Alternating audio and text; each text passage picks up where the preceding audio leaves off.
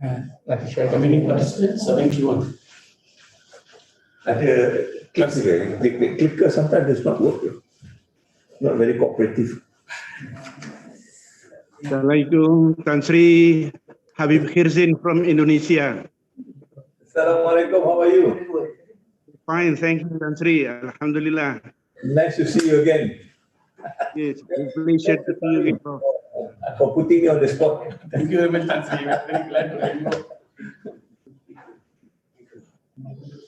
More people are able to understand the concept. More people are able to understand the concept of sustainability in Islamic thought. We can now lead the way other institutions locally as well as internationally. I can see the positive responses coming from different scholars. In the beginning, when we introduced this concept, there were criticisms and disagreements.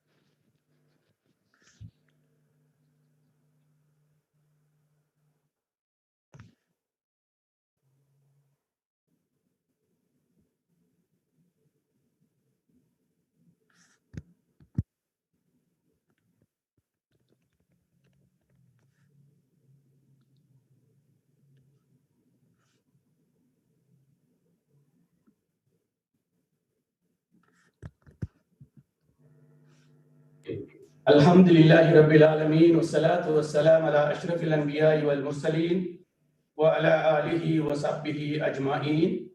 Assalamu alaikum wa rahmatullahi wa barakatuh. Bismillahir Rahmanir Rahim. Honorable Professor Emeritus, Tan Sri Dato Dzulkifli Abdul Razak, Rector IIUM, Professor Emeritus Tan Sri Dr. Muhammad Kamal Hassan, former Rector IIUM, Professor Dr. Azyumardi Azra, former Rector, State University of Islamic Studies, Jakarta, Indonesia, Professor Dr. Abdelaziz Berghout, former Deputy Rector IIUM, Associate Professor Dr. Khairudin Al-Junied, National University of Singapore, Deputy Rectors, Deans, colleagues, and honored guests, ladies and gentlemen.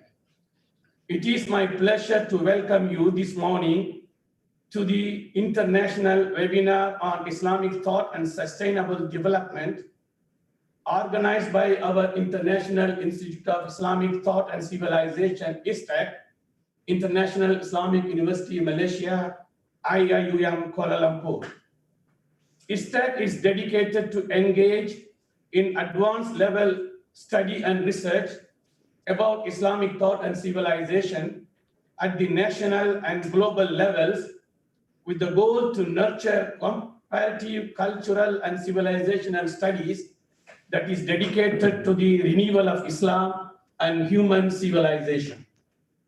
Its mission is to produce a new breed of academics and scholars who are multilingual and multidisciplinary in their expertise, with knowledgeable understanding of the universal message of Islam for the advancement of Islamic thought and civilization, who can address new challenges and concerns facing the Muslim Ummah and humanity, which will enable meaningful living in the 21st century globalized world. The 2030 Agenda for Sustainable Development, adopted by all United Nations member states in 2015, provides a shared blueprint for peace and prosperity for people and the planet, now and into the future. At its heart are the 17 Sustainable Development Goals, SDGs, which are an urgent call for action by all countries, developed and developing, in a global partnership. They recognize that ending poverty and other deprivations must go hand in hand with strategies that improve health and education, reduce inequality, and spur economic growth, all while tackling climate change and working to preserve our oceans and forests. The United Nations Agenda for Sustainable Development is a challenge which needs urgent addressing by the different religious, cultural, and civilizations parts of humanity, including the Muslims around the world. The international webinar is directed towards a discussion on Islam and sustainability.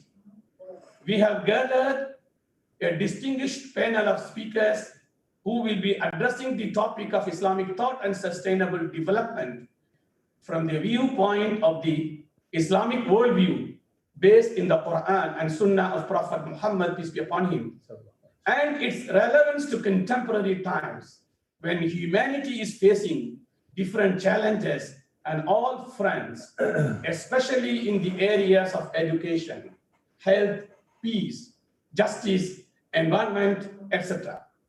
The topic of sustainable development is in line with the mission and objectives of IIUM and its niche areas of teaching and research, which include Islamic thought, Malay Islamic civilization, comparative religion and intercultural dialogue, Islam and gender equity, epistemology, spirituality and intellectuality in Islamic civilization, peace and security studies, Islah and Tajdeed in Islamic history, and comparative civilizational studies.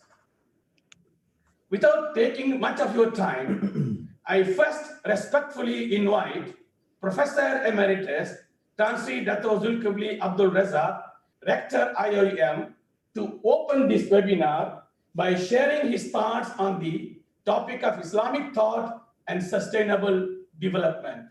He will be focusing on Islam and SDGs, the case of humanizing education. Fal-Atfadal Tansri, Rector. Thank you very much. Bismillahirrahmanirrahim. Alhamdulillah rabbil alamin. Wassalatu wassalamu syafil anbiya wal mursalin wa ala alihi wa sahbihi ajma'in. La hawla wa la quwwata illa billah.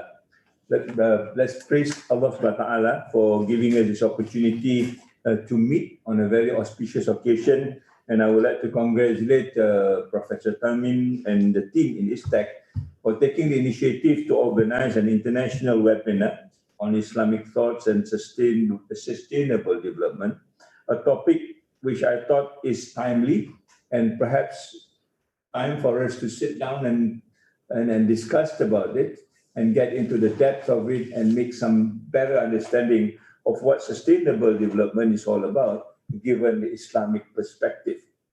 Now, when I look at this the list of panelists, I kind of regret in agreeing to join this panelist. I think I'm the least qualified panel member to talk about Islamic thoughts and sustainable development as such. But given the circumstances, I have no choice but to share with you some of the things that we have been talking about for the last 2 years in university, and in my case, perhaps for the last 2 decades, talking about sustainable development, not within the Islamic context per se, unfortunately. And therefore, this is a learning time for me, and I really look forward to listening to all the other august panelists and filling the gaps that I've been missing all this while. Now, I've chosen the topic, the case for humanizing in education, because that has been the context of what we've been talking about in this university. And maybe I can fill in some of the ideas that we have been trying to achieve within the last 2 years, and how then we move forward, taking sustainable development within the context of the university's mission and vision as such, right? Can I have my first slide, please? So I will try and make do within the 20 minutes that's given to me, and I apologize from the beginning if I cannot do that well within that 20 minutes. Okay. Now, what is my what do you call claim to fame, as it were, to talk about this subject? I'm not an Islamic scholar. I don't read Arabic, and I don't understand very well the perspective of Islam, as many of you have. So I humbly submit and apologize if I make some errors along the way. But nevertheless, I think in the last 2 years, the university has managed to, quote unquote, up its profile, its visibility, and that is what we have got, I think, right now. University Islam Antarabangsa, or International Islamic University, has been since last April recognized by the United Nations University as the regional centers of expertise for sustainable development. We are, I think, the first Islamic university to be given this honor, and that means that we are able to articulate some of the ideas that we think it is important to be shared not only among members of RCE, but also members worldwide. Yeah? We have given a status that allows us to get into high-level discussion, and one of the high-level discussion that we were involved with was the United Nations Environment meeting in New York in July, where we are also given this award as a Sustainability Institution of the Year, competing with more than 500 universities around the world. Alhamdulillah, this is something that is given to you, and I hope this is a blessing that allows us to speak about sustainable development given the situation that we are in today. So I'm going to talk within this ambit and talk about how do we conceptualize sustainable development within the university, given the education dimension that we talk about, humanizing education and such within the university. This thing doesn't work. Does it work? Can we just press them? No? Okay. Now, that is really the summary of our strategic focus. As you can see, we have got 6 strategic focus, beginning with trying to develop or trying to nurture a balanced graduate, right? A balanced graduate, and then coming on right down to how it is relevant worldwide in the context of Rahmatan lil Alamin. Yeah? We use the tagline, humanizing university through Maqasid Ash-Sharia and sustainable development. I hope you take note of this. The sustainable development, as far as we are concerned, go hand in hand with Maqasid Ash-Sharia. It is never alone. It is never on the premise that what was given to us. We have got the liberty of trying to understand sustainable development from the perspective of Islam, particularly on Maqasid Ash-Sharia. And therefore, I would like to elaborate a little bit on this so that we can get a larger perspective. And it goes through the whole rigmarole of balancing not only students, but also staff, yeah? Creating a situation of well-being, which is now, quote unquote, the word that we are used under COVID-19. Well-being and wellness is something that we cannot afford to dispense if we want to fight this coronavirus. Yeah? It means also we need to create values. And what sort of values are we creating? We're creating values of social solidarity, empathy, sympathy, working together as a unified whole, as humanity per se. We can never talk about an individual anymore, or even one community, or even one nation, but yet we need to talk about a holistic human being or human life as such. Caring is what we call the rahmatan lil alamin within our context. So that is the summary of what I'm going to talk to you about, and hope it makes sense at the end of the day. Can I have the next slide? Okay, no, that's a patah balik. Okay, I think this one works. Now, this is not a new thing. This is, I think, a journal that was taken maybe 10 years ago, when people are beginning to talk about the future of the earth, the future of the planet, and how do you manage it.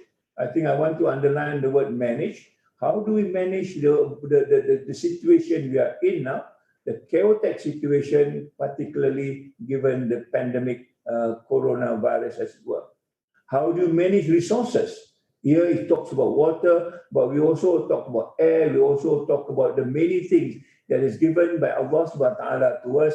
How do you manage these resources within the context of sustainable development, and inshallah within also the context of Maqasid al-Sharia? So this is not new, but the question is, how do you do is perhaps something which is new that we need now to come to the brass tack, and how to manage this on a worldwide platform, as it were. Now, in other words, we are all very vulnerable if we do not manage this well. And we in the global south is more vulnerable than the global north, at least as it stands today. Because they are all prepared, they have got their infrastructure ready, they have got their, knowledge base ready, they have got all the policies ready, unlike many places in the global south, including the many Muslim countries and communities. So I felt it is very important for us to dwell into this. How can we be ready? How can we be prepared at the same time? Even then, with the global north, we say it is prepared, but when the coronavirus hits, we know they are not even as prepared as we think they are. Yeah, the number of deaths in the United States and UK alone will tell us their preparedness is not the kind of preparedness that we've been thinking about here in the context of big infrastructures, big money, and also big knowledge. It does not add on. At the end of the day, there are something which is missing. And what is that missing piece is something that we want to now find out. And I think the answer perhaps is within the ambit of Islam and the Islamic worldview. Okay?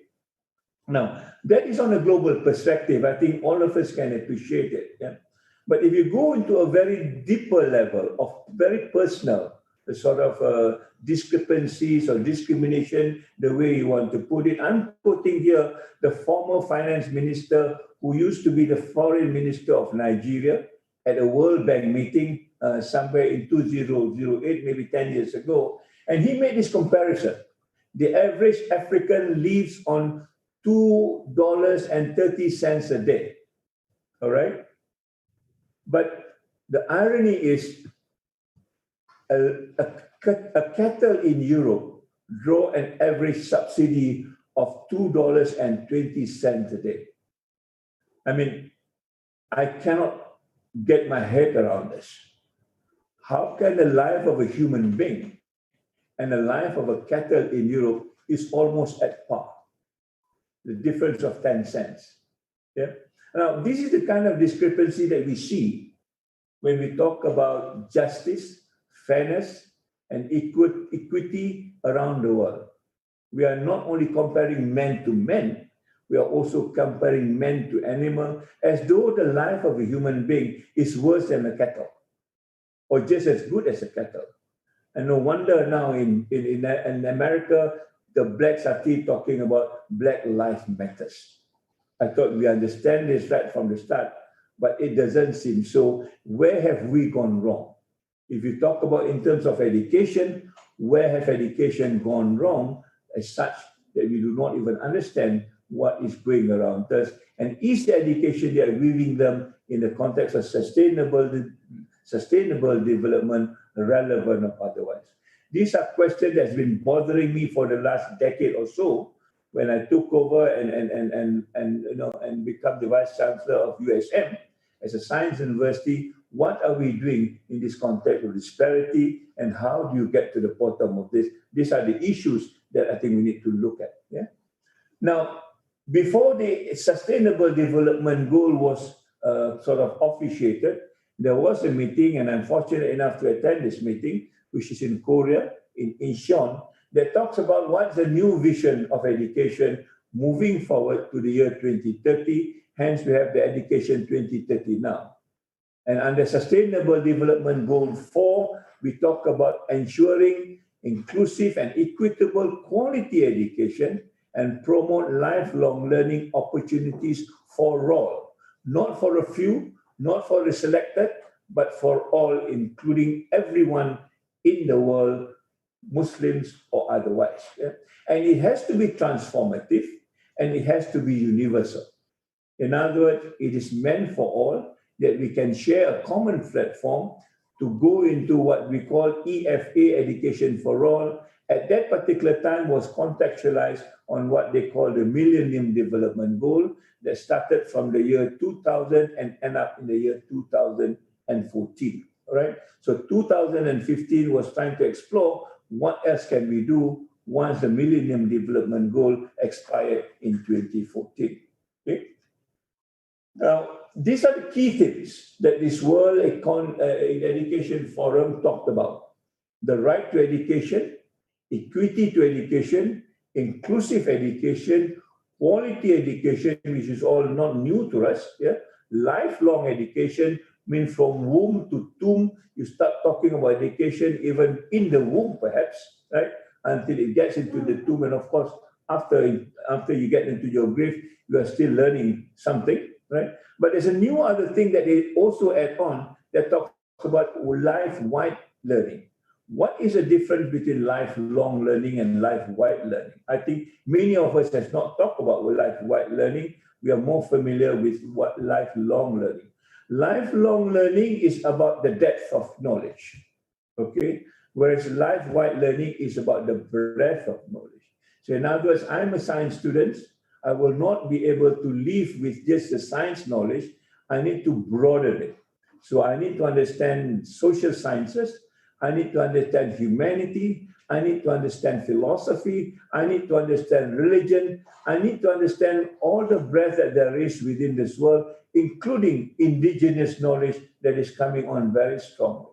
It is not just the dominant knowledge that we see in textbooks or in the website.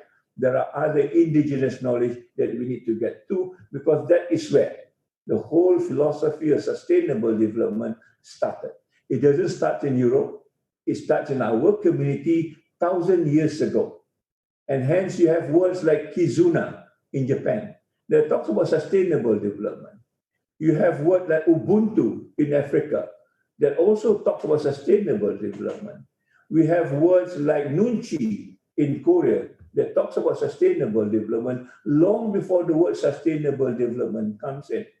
And in Malaysia, we thought the word sejahtera is about sustainable development in our cultural context.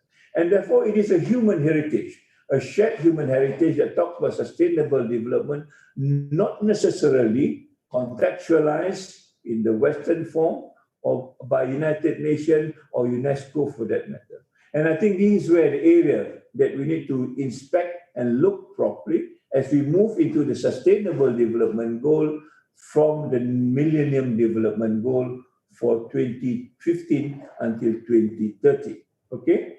Now, this is where I thought that we want to bring in humanizing education and sustainable development with the larger overarching goal of creating peace, saving the planet, dignifying people, creating equitable prosperity, and working in partnership. The 5 P's are the overarching goal of sustainable development. In other words, you cannot work on just one goal. You need to work on all the 17 and how you connect it. Therein lies the challenges. If you talk about education, does education, for example, solve the problem of poverty? Does the education solve the world of being peaceful? Does education solve the world of life underwater? These are questions that was never asked before. If you sit for an education as a science student, you just need to talk about, whatever you do in the lab, pass your exam, and that's it. But under sustainable development, this is where the life-wide learning comes into picture. You need to take your education and make it functional in whatever context you're working at. I think this is the greatest demand on education moving forward. All right? And this is where I thought, the maqasid part becomes important. How do maqasid plays a role? Because at the end of the day, maqasid, I think, embraces all the 17 goals.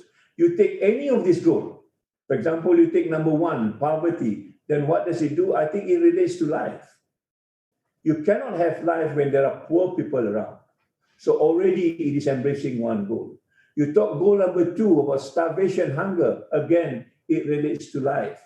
You talk about well-being, health. Again, it relates to life. So these 5 goals or 5 maqasid is enough to embrace the 17 and even beyond 17. Somebody may crack another one, SDG 19, and say this is what it is. I am quite sure we can put it in either one of the 5 outcomes of the maqasid al-Sharia. So I felt in this particular case, the maqasid is anytime much more superior in the sustainable development goal alone. That alone, we have not introspective look at what Adin stands, what life means in Islam, what is intellectual lineage and wealth as far as Islam is concerned. That alone, I think, is a concept that is worth putting, projecting it to the non-Muslim Western world and say, look, maqasid is anytime better than sustainable development goal, but we need to make a case for this. We cannot be saying it for the unfortunate reason, the moment they ask me, give me one Muslim country that has practiced maqasid al-Sharia and remained sustainable. I lost my case immediately. We lose our case immediately. The richest country in the world are the Muslim countries, but they are hardly sustainable. In fact, some of them are at the brink of bankruptcy. So we need to make a case for this by doing and demonstrating that maqasid al-Sharia is relevant in real terms, not just in hypothetical terms or in rhetorical terms, but in real terms. And this is what this university is trying to do when we talk about maqasid al-Sharia in the context of humanizing education as such. Okay, so we can also, I think, be underneath here. Sustainable development is also, as mentioned by Prof. Tamim, is part and parcel of the mission of the university. If I can just recall, the university has got 7 missions. 1 until 7, I've got one integrated knowledge, Islamization, Islamic moral, spiritual values, if I just can summarize it. Number 5 is about international community. Number 6 is about intercultural understanding. Number 7 is about commitment to a deep sense of social responsibility. And number 2 is about sustainable development. It has been there since 1995. Thank you to Professor Emeritus Tan Sri Kamal Hassan, who was then the visionary rector who put this in. Not only number 2 talks about sustainable development, if you go down the list, sustainable development must take on integrated knowledge, the wide life learning that I talked to you about. It has to do with international community. You cannot talk about sustainable development and remain where you are without acknowledging the international community. You need to talk about intercultural understanding before you can understand sustainable development. As I mentioned, what is Ikigai and Ubuntu and Nunchi is all about in a different cultural context. Where does the Sejahtera falls into this? We need to have this dialogue to understand the depth of sustainable development within the context of each country. And last but not least, it becomes our responsibility, our social responsibility, not just academic or political responsibility. It is part and parcel of our social responsibility, means to say it's part of the amanah that we want to talk about. Yeah. So, and therefore, if you understand this well, within the context is not just giving services. People look at sustainable development now, it's about green things and giving services. It is about social engagement. And this is what, again, what this university is trying to bring about. How do projects becomes, tied up to the knowledge that we've got? How do the knowledge translate into a project that serves the community, and not only serves the community, but also transform the community? So as we talk about sustainable development, these three levels must come into picture. The worst is about just giving services. Again, you get them engaged, but the most that we need to do is to transform the community around us. And that is a task of sustainable development. It is a practical task, not just a theoretical task or not just a rhetorical task. How to transform this is a question that we are going to address, inshallah, in a moment. Yeah. So if we factor in sustainable maqasid al-Sharia, I understand maqasid Sharia in a very shallow way. I think it is the 5 necessities for the individual. Traditionally, it's for the individual to be able to live peacefully in this world, and that world perhaps is what we contextualize in the planet, people, prosperity, peace, and partnership. It is about justice. On one hand, it's about elevating hardship, poverty, and so on. On the other hand, it's about eliminating prejudices, discrimination in its own intangible context. I think these are the two major areas, if I'm not mistaken. All right. I'll try to conceptualize this. I'm a rather visual person rather than a text person. So we talk about 4 things that supports it. We talk about life, we talk about wealth, we talk about lineage in the context of future generation, and we talk about the intellect as far as that's concerned. And then we can talk about, one is more the intangible part, the economic thing that you can count, there's a KPI to it. But there's the other thing that most of us are not able to grasp this, and this is the intangible part. Yeah? The aqidah, the amanah, the ethics that cannot be quantified. There's no numbers to this, but yet it acts in a balance to make sure that maqasid is understood in the proper sense. And I think therein probably lies the challenges. So if you take this on, all right, and you try to understand this, then I begin to look at, when you talk about the maqasid, you probably will address the question of peace within the human being and his community. You are beginning to address the relationship between people to people. You're beginning to address issues of equality, perhaps, in terms of prosperity and so on and so forth. Yeah. But where are the rest when we talk about sustainable development? We talk about other dimensions at the same time. Yeah. So, for example, when we talk about climate change, how do maqasid fit into this? Where in the elements of maqasid that talks about climate change, global warming per se? It may be there, but we have not articulated it. I think it's time to articulate. So in other words, when we look at the 5 P's, where is planet in maqasid?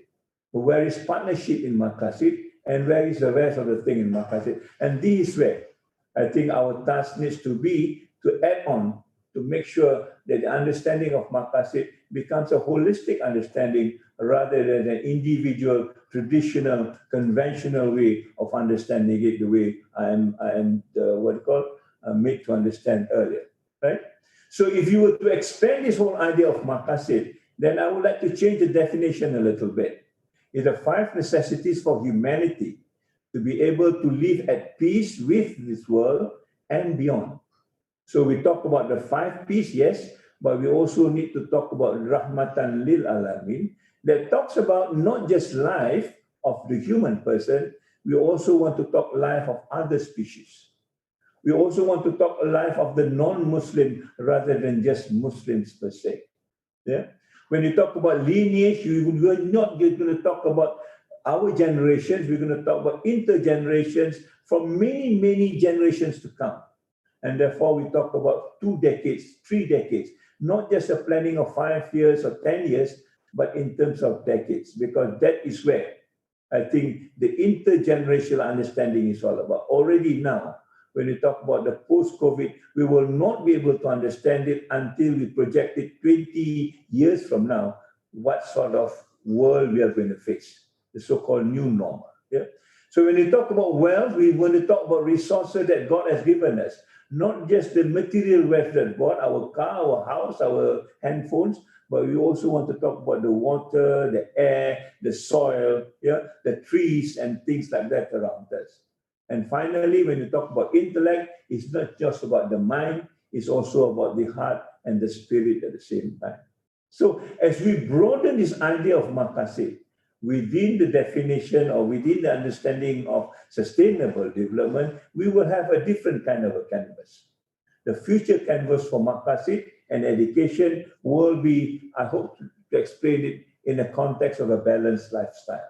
The moderation, the wasatiyah, whatever you want to call it, but at the end of the day, there's a lifestyle that we need to have when we have sustainable development, of course, with the maqasid understanding, the way I understand it. I apologize if I'm wrong, right? But if you look at education today, this is what education is, very compartmentalized. If we talk about economy, it must be industrialist. If you talk about ecology, probably is activist. You talk about STEM, is a scientist. Citizens, maybe culture, whatever. I'm just doing this in a kind of a very, segmented way. All right? But clearly, when you talk about sustainable development, this compartmentalization, as we talk about life-wide learning, do not apply anymore. So we need to disrupt this, right?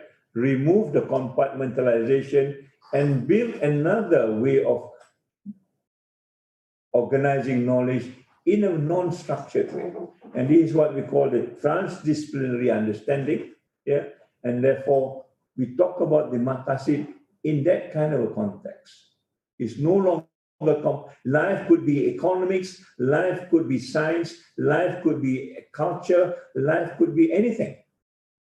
And everything must fall into that. Similarly, the questions of intellect, yeah, not just scientific thinking, also philosophical thinking, cultural thinking, all the rest of it, I think will go into this dimension of maqasid that we talked about, with one other addition, and that is, I think, where we talk about our own spirituality, our own moral values, that is the heart of all things. And that is where I think the addition that we need to add when we talk about maqasid al-Sharia and humanizing university within this particular context, where the ummah comes first. We become number 2. The ummah needs to survive. If the ummah survives, we will survive. If we survive, doesn't mean the ummah will survive. And I think the equation needs to be turned the other way around. How do we then put the ummah first so that we can be part and parcel of that participant? I'm trying to summarize this very complicated thing. I don't know whether I will complicate this again, yeah? But I want to look at the knowledge structure that we have got now. The knowledge structure is working within a knowledge space, something that we know within the knowledge space, something that we do not know within the knowledge space, which is out of the boundaries, all right? But knowledge needs to expand, and knowledge often expands when we meet with problems. Knowledge normally expands when we are curious about certain things, yeah? And there is now what we call this cycle of knowledge transformation, which this university is trying to create, what we call the whole institution transformation. And that is a kind of a place where we look at cutting edge sort of issues. What are the issues that we need to solve today so that the problem of tomorrow will be dealt with in a preemptive way? And this is what I think the engagement of this university is all about when we talk about humanizing education, right? Now, once you have this cutting edge and you solve a problem, you begin to push the boundaries of knowledge, getting into the unknown and making the unknown known, right? But we can only do that if we map it on real life. We cannot do this just on theory. We cannot do this just on abstraction. You cannot do this just on, words and not activity. So we need to map it on the state of humanity by looking at what is the community all about.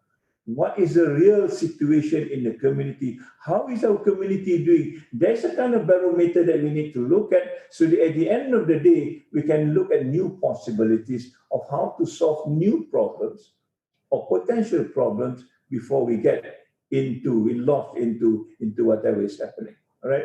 Then we need to look at what social change that needs to be done. And the social change has 4 elements: how to anticipate it, how to assimilate it, how to accelerate it, and how to exert it. These 4 elements needs to be there, and this is where I thought the maqasid comes in. The maqasid needs to be understood. When you talk about managing the future of Earth, the 4A must come into picture together with the spiritual understanding so that we can begin to expand the understanding of what new frontiers of knowledge is all about and begin to co-create what I call the maqasid knowledge space and also the maqasid knowledge system that embraces what is unknown to be known as far as Islamic worldview is concerned. Okay? Something that we need to imagine, something that we need to do, and something we need to now recreate so that the new knowledge space or the new knowledge structures will be dedicated for humanity, for rahmatan lil alamin, the way it is understood from my point of view, what maqasid Sharia is all about, and hence enhancing what we call humanizing education within the structure that we are going to develop, inshallah. So I don't know why I'm making sense, but I'm going to stop here. I'm sorry, I took 10 minutes extra time. You can punish me for this, but I hope I make some sense, and I apologize from the deepest of my heart if I have said something wrong, which is something not compatible. I stand to be corrected, and I want to learn from you. So thank you very much. Wabillahi taufiq wa hidayah. Wassalamualaikum warahmatullahi ta'ala wabarakatuh. Thank you, Tansri Rector, for your thought-provoking and stimulative presentation on the topic Islam and SDGs, the case of humanizing education. Tansri has highlighted in his presentation the relation between maqasid al-Sharia and sustainable development in the context of IIUM. And more importantly, he has mentioned that we are in the process of producing new knowledge, integrated knowledge for the entire humanity in the context of rahmatan lil alamin, as it has been mentioned in the Quran by Allah subhanahu wa ta'ala. Thank you, Tansri, once again for your presentation. With your permission, I now move on to our next panelist, Professor Emeritus, Tansri Dr. Muhammad Kamal Hassan, former Rector of IIUM. Born in 1942, Professor Emeritus Muhammad Kamal Hassan obtained his BA honors from University of Malaya in 1966 and his MA, MPhil and PhD from Columbia University in New York in 1970, 1973 and 1976 respectively. He was appointed as the 3rd Rector of the International Islamic University in Malaysia, IIUM, and served as first holder of the Malaysia Chair for Islam in Southeast Asia at the Center for Muslim-Christian Understanding, Georgetown University, Washington, D.C. from 1997 to 1999, where he taught 2 postgraduate courses. His career as an academic administrator in IIUM began in 1983 and officially ended in 2017. However, Tansri Professor Muhammad Kamal Hassan has been appointed by the current rector of IIUM, Tansri Dzulkifli, as an honorary advisor to the Center for Islamization, CENTRIS, and continues thereby to contribute intellectually and academically towards the betterment of IIUM staff and students. With this brief CV, may I respectfully call upon Tansri Professor Muhammad Kamal Hassan to deliver his presentation. فليتفضل Chancery Professor.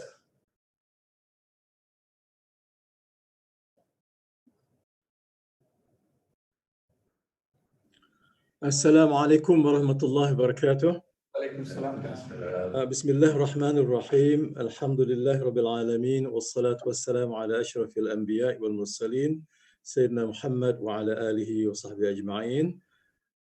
My dear colleague, Prof. Tamim Usama, the moderator, our dear Rector, Chancellor Dzulkifli Abdul Razak, my other colleagues, Professor Abdelaziz Berghout, Professor Azyumardi Azra, the Rector of IIUM in Jakarta, our younger brother in Singapore, Professor Dr. Said Khairudin, ladies and gentlemen, brothers and sisters, it gives me great pleasure indeed to be in this panel. And I have prepared something with the title Islamic Thought and Sustainable Development, some personal reflections. I have 20 minutes, so I'll rush through what I have written so far. But I'm grateful to Prof. Dansri Zul for emphasizing the importance of the Islamic Maqasidic reference. I think that's a very, very important matter that has to be first understood by Muslims and then hopefully understood and accepted and inshallah adopted by our non-Muslim brothers and sisters. I have divided my writing here into about 7 parts. I'll see if I can squeeze all that within the 20 minutes I have. Now, the introduction. In the latter part of the 20th century, Islamic reformist and renewal thought in Muslim countries has been, to a large extent, concerned with the meanings and implications of the ideologies of capitalism, socialism, progress, development, modernization, and secularization, which were being peddled or championed by post-independence nationalist power holders, intellectuals, and secularized Muslim elites. In the beginning of the 21st century, Islamic reformist thought expanded and developed further the intellectual discourse on Islamic economics and finance, holistic and integrated human and societal development based on the concept of holistic Islamic education, culture, and civilization. And I come to the second part of my paper, that is United Nations Agenda 2030 on SDGs and Muslim response.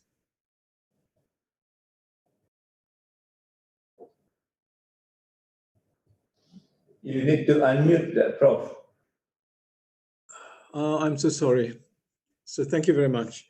The UN Agenda 2030, adopted by United Nations in 2015 and endorsed by all Muslim countries, alhamdulillah, including Malaysia, has generated generally positive response from Muslim scholars and institutions, albeit with some reservations with regard to the underlying metaphysical assumptions and some specific points. And one specific point relates to goal number 5, which is, entitled gender equality. I think or I would say many Muslim scholars and intellectuals prefer to use the term gender justice and empowerment to women. They have no problem at all. In fact, they are for empowerment because women have not been really given the power they deserve. And of course, all the oppressive treatment by male counterparts in Muslim and non-Muslim countries, something that all Muslim intellectuals are against. but equality and justice have two different meanings, and they prefer the term gender justice. Otherwise, they are very, very supportive. Then I would go to the definition of sustainable development, as we all know from the 1988 Brundtland's Commission, stating that SD means development that meets the needs of the present without compromising the ability of future generations to meet their own needs. Now, I would like to offer humbly a fuller definition and connotations of SD that is in consonance with the Islamic monotheistic worldview of man, nature, and life, and the world in the following three paragraphs. I must apologize to Prof. Zul. This is all going to be very, very abstract, theoretical, because that's where I belong. I'm not a man on the ground like your good self. So, but we need to blend this realistic and idealistic dimension, the yin and yang. Tan Sri Zul represents yin. I hope I represent yang, and we are actually together. Okay, the first paragraph is sustainable development is a holistic. This is my humble definition. It's quite long. It's three paragraphs. Sustainable development is a holistic and multidimensional development effort that fulfills justly and ethically the needs, the spiritual being the most fundamental of human needs, of the present, without compromising the opportunities and abilities of future generations to meet their needs in accordance with the commandments, principles, and values given by the one and only creator, God, master, provider, administrator, and sustainer of the whole cosmos to mankind as his servants, who he has appointed to be his intellectually equipped and trustworthy vicegerents and moral stewards of his planet Earth, as well as the natural environment. Now, second paragraph, sustainability from an Islamic point of view means more than the ability to exist constantly, or the capacity of the biosphere to coexist harmoniously and in equilibrium with human civilization.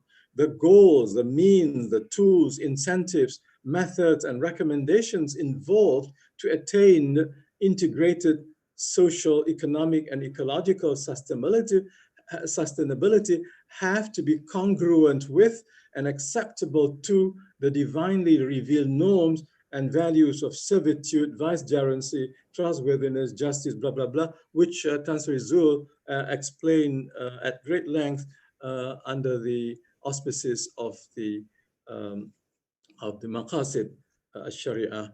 Congratulations to Tan Sri for that. Now, for development efforts to be truly sustainable, they also have to be in conformity with the 5, 6, or more fundamental objectives of the divine law, the Sharia, or the divine way and law. As such, Muslim individuals, societies, or nations are prohibited from sustaining anything that is forbidden, haram, bad, munkar, harmful, mafsada, unjust or cruel, zalim, wasteful, israf, or full of deception, ghurur. Now, the last paragraph, when all the the aforementioned prerequisites are fulfilled, then the development efforts would earn the barakah. This is the theological terminology, which can be translated into blessings. But blessings and barakah really means the good things that perpetuate. If things don't perpetuate, they're not blessings.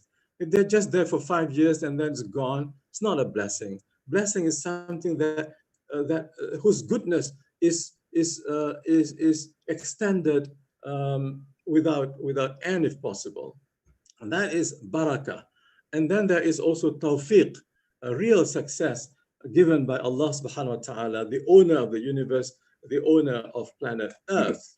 Now his servants and vicegerents need to know. The problem is the servants and the vicegerents do not know that they are actually vicegerents, do not know and remember that all their development and civilizational building endeavors are directly answerable and accountable to him in this earthly existence and before him as the absolute judge on the day of judgment. And therefore, they have to be constantly mindful of divine presence and guidance in their developmental efforts by taking the necessary precautions to comply with the provisions and objectives of the divine law so as to achieve the final goal of real success, well-being, felicity, and happiness, which comes under the term al-falah, and ultimately divine pleasure, ridwanullah, in his paradise. Then I would like to mention that Muslim scholars, and I certainly acknowledge and appreciate the fact that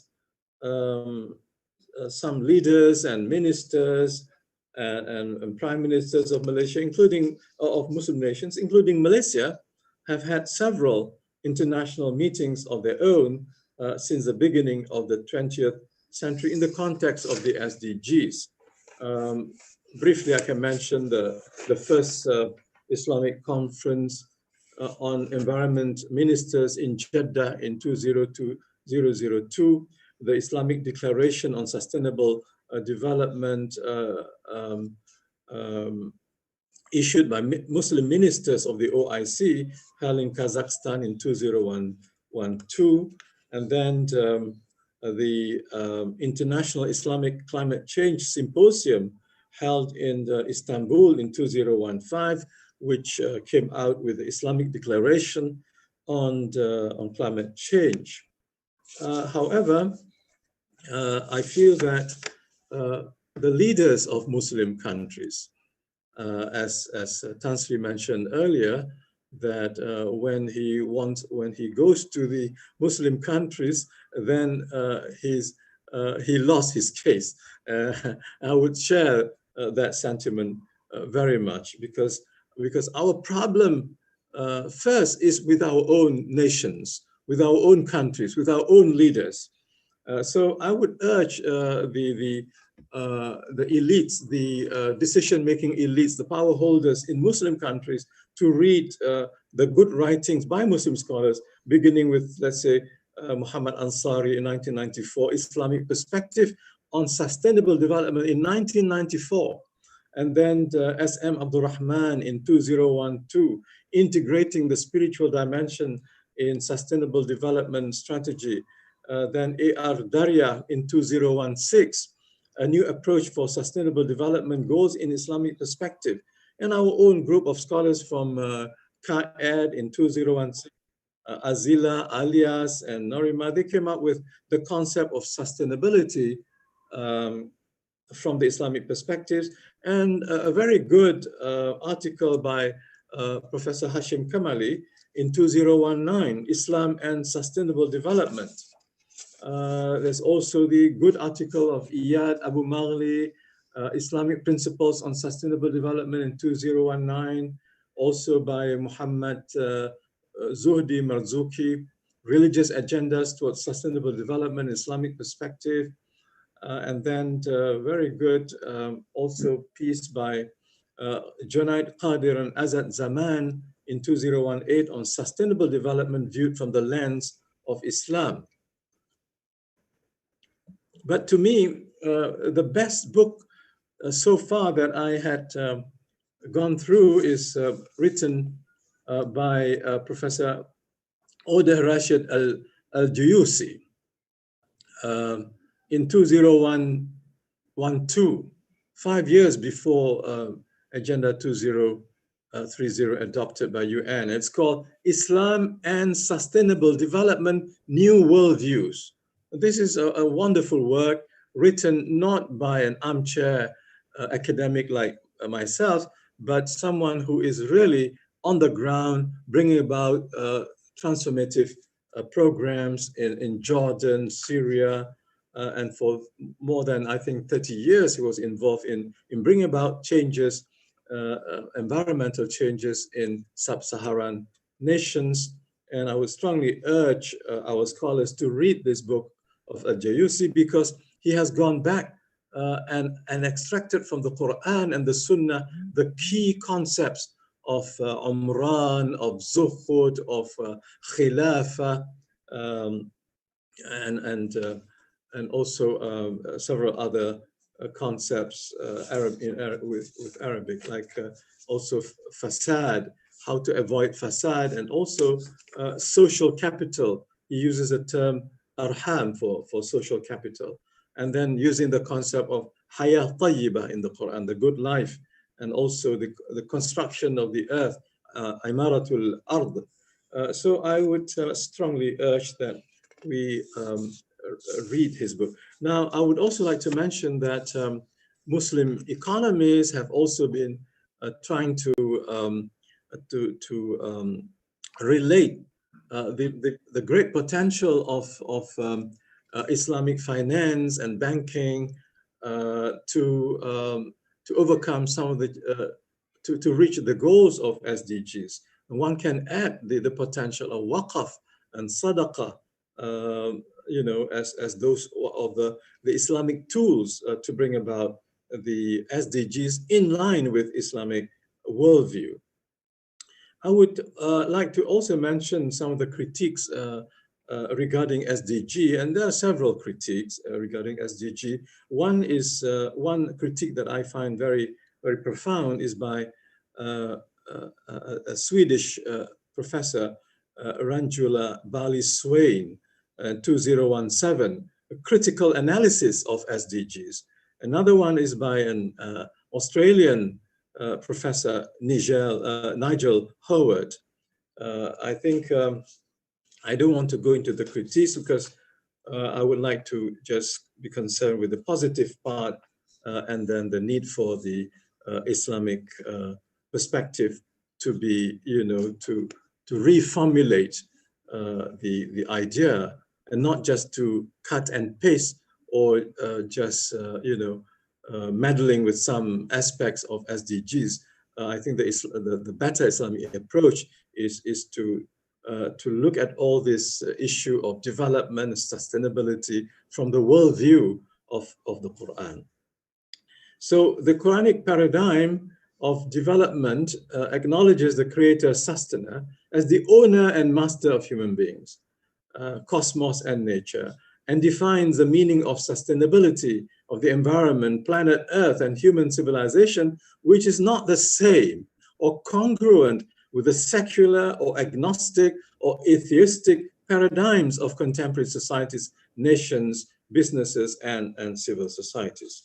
Now, I would like to say that the most glaring omission and weakness of the SDGs, in my humble view, is the absence of recognition of the importance of spiritual dimension and meaning of human life, the world, and nature. We believe that the acknowledgement of spirituality and religious values in sustainable development should be made the philosophical or physical, a metaphysical foundation of SDGs. We propose that different religious or faith communities should be allowed to define the meaning of spirituality or the religious dimensions in accordance with their own religious beliefs or worldviews. The Buddhists can have their own, understanding and formulation of spirituality from a Buddhist worldview, which does not include theism. Viewing and analyzing the unprecedented crisis and the seriousness of the peril, the world and the whole planet Earth since the beginning of the 20th century, from the worldview of the Quran, Islamic reformist thought argues for a fundamental re-examination of the secular, humanistic, agnostic, materialistic, naturalistic, mechanistic, utilitarian, or capitalist worldviews which underpin the dominant ideology of development and progress, notwithstanding the important critical contributions of economists such as Amartya Sen and the critical analysis of so-called heterodox economists regarding poverty, development, and equality. I hope Prof. Tamim, as the moderator, would would alert me as soon as I have only 5 minutes left, so that I can rush through. Prof. Tamim, are you there? You can have another 5 minutes, Prof. Sorry? Another 5 minutes, please. And okay, all right. Okay, good. I have another 5 minutes. Okay. Thank you very much. Okay, now looking at the Muslim communities now, this is my main problem. Just as Tan Sri Rector said, you know, the main hurdle is that Muslim countries are posing the hurdles to achieving this holistic and comprehensive development. Looking at Muslim communities and nation states, we have to admit that they have contributed a great share of the emergence of global crisis, not by denial of the existence or presence of God, but by the failure of the political, social, and professional leaders and elites to live by the worldview of the Quran. Second, their failure to lead or to inspire the masses on the basis of good governance, good management, good character, or good holistic education. The entrenched culture of abuse of power, status, authority, bribery, fraud and corruption, cronyism, collusion, and now kleptocracy in political, business, and dimensions, and the lower standards of education, scientific knowledge, and research have become the way of life of many Muslim countries. Not Islam as the way of life, but these entrenched culture of abuse of power and corruption is the way of life of many Muslim countries and the way of life of many Muslim leaders, plus political and economic hypocrisy.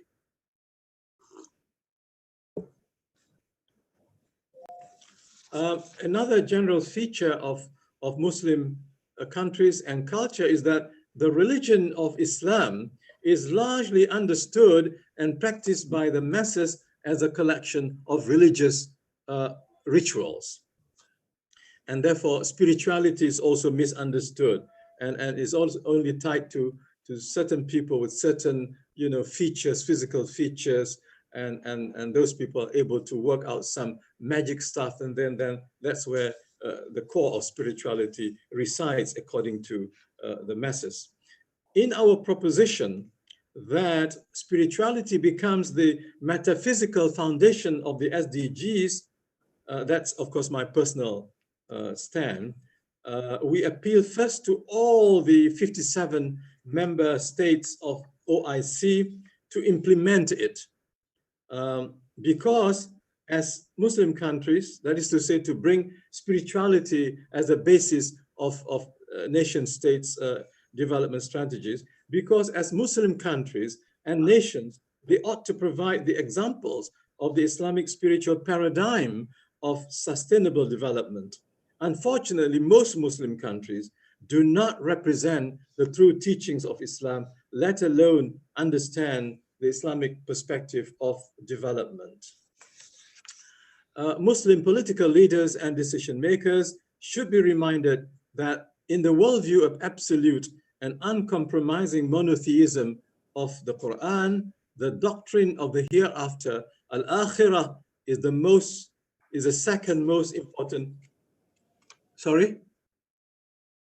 Okay. Is the second most important doctrinal belief in Islam. And I come to the last sentence. It is only on the day of judgment. Oh, sorry. My last sentence is going to be in the conclusion, and I'm coming to the conclusion part of it. But before that, I wrote something about the responsibility of Muslim nationalist leaders to seek guidance from divine revelation. Then I come to the debate on the imminent collapse of modern contemporary. This is one area of the debate where I'm not going to discuss now, but Islamic thought will have to address this debate on the imminent collapse of modern civilization, despite the SDGs and what have you. And some of them are already predicting by 2050, modern civilization will collapse. But we, IIUM, we want to go beyond that to 2077. So hopefully we'll survive the collapse.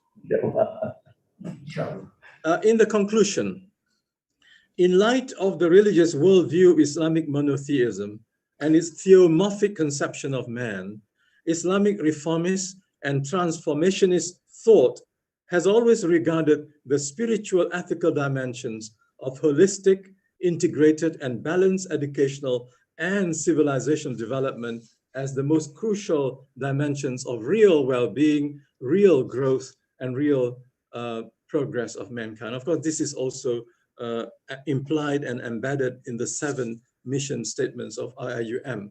But its greatest challenge today is to how to induce and persuade Western-oriented Muslim political leaders and conventional-minded Muslim elites to switch to the Islamic paradigm of holistic, comprehensive, balanced, and integrated development of human beings. Perhaps one of the positive lessons of COVID-19 pandemic to Muslim nationalist leaders is the necessity, nay, urgency, to be intellectually, economically, politically, technologically, and culturally liberated from the spiritually bankrupt systems and secularist mental frames of soulless, homocentric modernity and the delusions, ghurur, of so-called progress or development. Thank you very much. Assalamu alaikum wa rahmatullahi wa barakatuh. Thank you very much,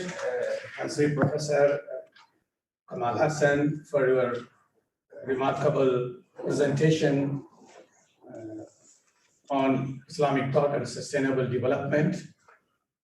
Alhamdulillah, we have benefited a lot from his presentation, and probably we have many questions at the end, and hopefully our speakers will be able to answer. And before I proceed to the next panelist, I would like to request my colleagues who are now with us to inform their friends to follow this program through YouTube as well as Facebook, because this system can only accept 300, which is the maximum. We have 300 participants are in this system now. So people are asking for entry, they cannot enter. So please advertise through your network, let them follow the program, which is live telecast through Facebook as well as YouTube. Thank you very much. Prof. Kamal, thank you very much for your presentation once again. My pleasure, thank you. We now move on to the next panelist, who is Professor Dr. Azyumardi Azra, former rector of the Islamic State University. Born on March 4, 1955, Professor Azyumardi is a professor of history and culture and special staff to Vice President Dzulkifli since January 2017. He was director of graduate school, Syarif Hidayatullah State Islamic University, Jakarta, Indonesia, January 2007 to March 2015, and was also deputy for social welfare at the Office of Vice President of the Republic of Indonesia from April 2007 to October 2009. He was also rector of Syarif Hidayatullah State Islamic University for 2 terms.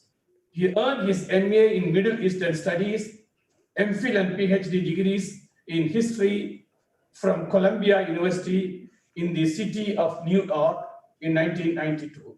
With the dissertation, The Transmission of Islamic Reformism to Indonesia, Networks of Middle Eastern and Malay Indonesian Ulama in the 17th and 18th centuries. In May 2005, he was awarded doctoral degree from Carroll College, Montana, USA. He was fellow at Oxford Center for Islamic Studies, an honorary professorial fellow, University of Melbourne, Australia, in 2004 to 2009. He has been involved as a committee member of selection committees for research awards He has been International Visiting Fellow at Al-Azhar University, Cairo, Leiden University, Oxford University, University of Philippines, New York University, Columbia University, University of Melbourne, and many others. He regularly presented papers on various subjects at national and international conferences. He has published 36 books, numerous chapters in internationally edited books. He will be focusing on Islamic thought and sustainable development and Indonesian experience. May I now respectfully invite Professor Dr. Azyumardi to deliver his presentation. Falyatafaddal, Sheikh. Thank you very much. Assalamualaikum warahmatullahi wabarakatuh. Waalaikumsalam warahmatullahi wabarakatuh. Alhamdulillah rabbil alamin wa bihi nasta'inu ala umuri dunya waddin. Wassalamu ala asrafil anbiya'i wal mursalin wa ala alihi wa ashabihi ajmain amma ba'd. Tan Sri Professors, distinguished speakers, ladies and gentlemen, thank you very much to Professor Tamim, who invited me, also Professor Imtiaz Yusuf, for inviting me. Actually, I submitted PowerPoints, but I cannot do it from here. So I'm going to deliver my presentation only orally. First of all, if we talk about Islam and Islamic thought and sustainable development, I think we have to admit that, as Professor Kamal Hassan just mentioned, that there is a lot of problem in most of Muslim countries. Because why? Because most of the Muslim countries left behind in terms of development, left behind or backward in terms of development. Particularly, I think in the last, with the COVID-19, I think there is no development. There is a lot of decline of social welfare or economic development, social development. In fact, a good number of Muslim countries are the poorest in the world. And it is unfortunate that these Muslim countries have been inflicted by war, internal war, like what we have now in Yemen in the last few years. Hundreds of thousands children and also children and other adults were killed in the war. That's really miserable. So only a handful Muslim countries are among emerging countries. I think including, of course, Malaysia, Indonesia. Indonesia, in fact, has been recognized as, I think, lower medium class, medium level country. Of course, Malaysia is better than Indonesia. But there are some other Muslim countries, but not in a very good position. But no Muslim country included among the advanced economy. We are not advanced, not a first world country, not included yet, even though some become members of major emerging country, including like Indonesia is one of the members of G20, with the, I think, number 12 in terms of GDP. And in fact, some of the so-called rich Muslim countries in the Middle East are too dependent on oil and gas. There is no diversification of economy. So this is what we have in the Middle East. In fact, some of these countries on the edge of oil curse.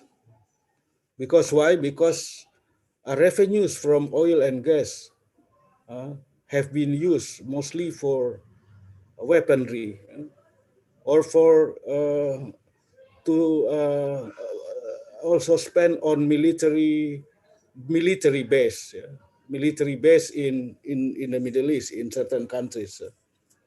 So this is very, very sad. So this is what I call as that these Muslim countries, the so-called, used to be rich, but now probably not too rich because they have a very serious deficit in terms of budget. Annual budget is very deficit. They have to borrow a lot of money. So this is what I call as the on the edge of oil curse. And these countries are not interested in SDGs program. If we have in Indonesia, for instance, there is a lot of SDGs problem related to the health of mother, of children, for instance, but there is no program from in SDGs program supported by a certain Middle Eastern or Arab countries. They are mostly interested in buying up, favorite football team, soccer team in Europe, like Manchester City or PSG or other, or building probably what is that, high-rise building in Dubai or in Abu Dhabi or even also in Saudi Arabia. So this is a very very sad. Yeah.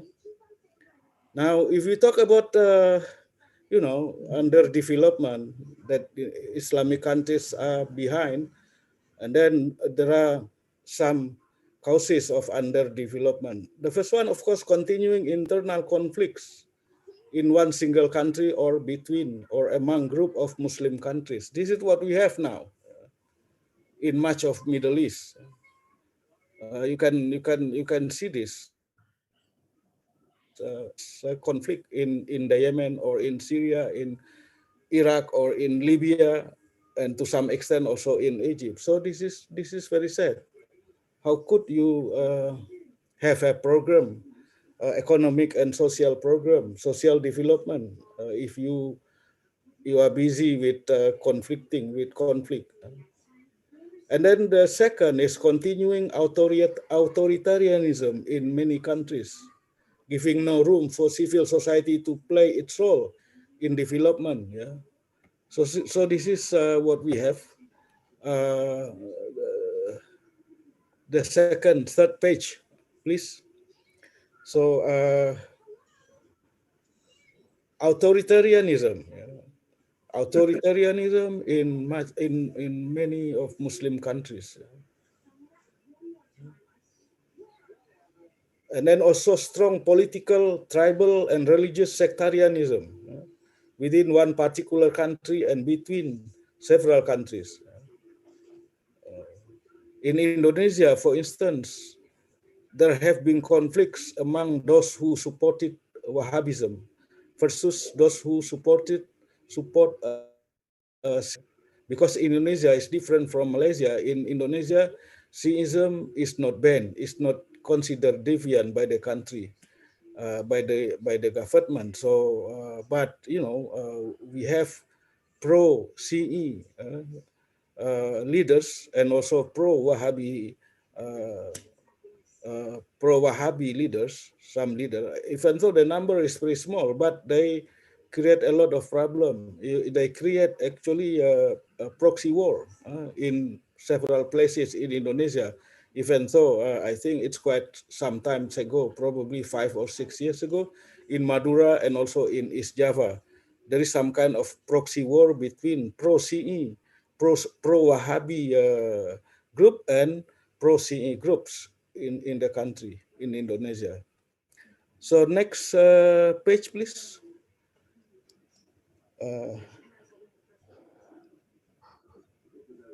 And then strong political and tribal sectarianism, I already said about that. And then you have also, of course, traces of European colonialism, that is now continuing with the interference of major power.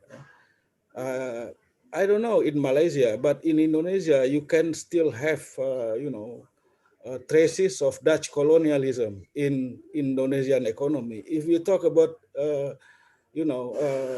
big gap between the so-called people of Chinese origin and the so-called pribumi in Indonesia, indigenous Indonesian or indigenous people, I think this is because of the fact that the pribumi or bumi putra in Malaysia, you call it bumi putra, were actually left behind during colonialism, and then of course the Chinese were used by the Dutch colonials to actually basically to exploit the pribumi or the bumi putra, creating some kind of what I call as structural violence, structural economic violence, actually, that we can still have it, can still feel it up until now. This is the problem, yeah. But some other countries, Muslim countries, of course, have never been colonialized, yeah. Many of them, but still they have a problem with major political power and economic power in the country, in the Middle East. Of course, U.S. and now China have, and also Russia have influenced, have dictated, development, or also created conflict in the Middle East, among the Muslim country in the Middle East. Next.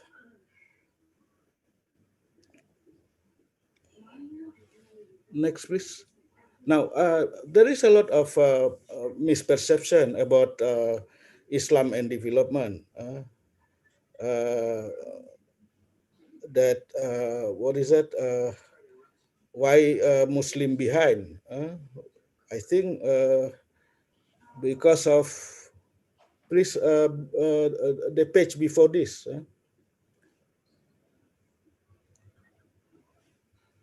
Certain teachings of Islam regarded as obstacle to development, including of course some Muslim also believe that certain teaching of Islam is regarded as obstacle to development. So we need, I think, we need to reform this kind of understanding among Muslim, or we need to to clear this perception among the people, among outsider. And also among Muslim, there is a strong emphasis of life in the after, the hereafter, rather than worldly life. So strong orientation on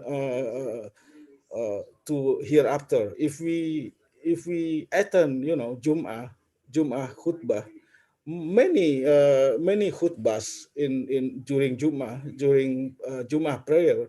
Actually, the sermon giver, put a strong emphasis on the hereafter rather than how to have a good life at the same time in the world.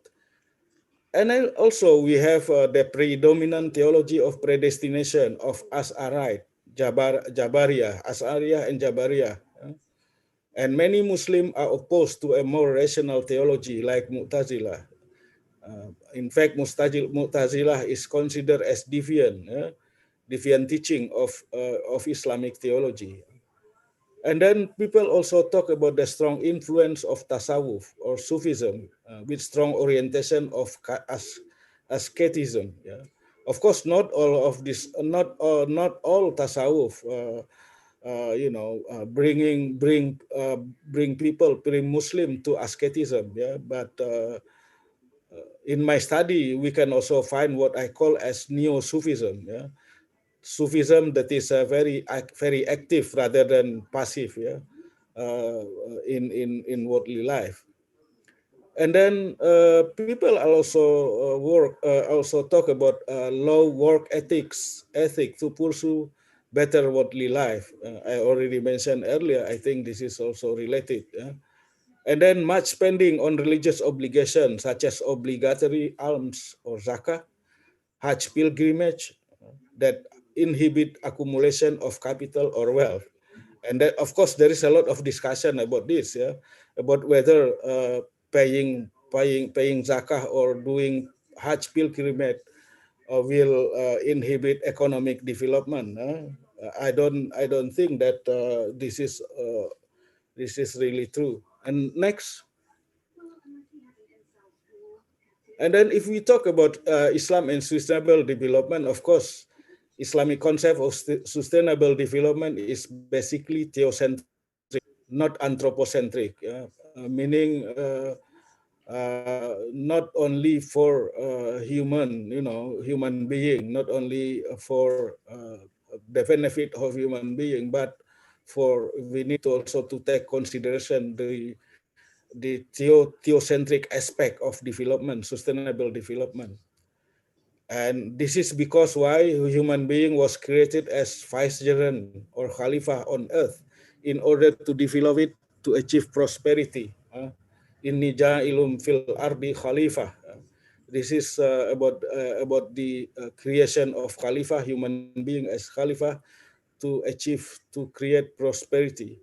But at the same time, human being is created to perform ibadah. Worshipping Allah through obligatory rituals, ibadah mahdoh, and good deeds or amal salih in all aspects of daily life. This is the problem also among Muslim. There is some kind of separation between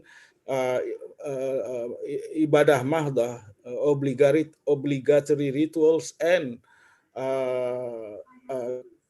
good deeds in daily life. Some Muslim feel that there is no relation between what you are doing. Like, for instance, if you search for knowledge, and then the search for knowledge is not considered as ibadah. It is considered as a worldly deed rather than religious deed. And then next, prosperity should for a greatest benefit of human being, not limited for Muslim only. Next,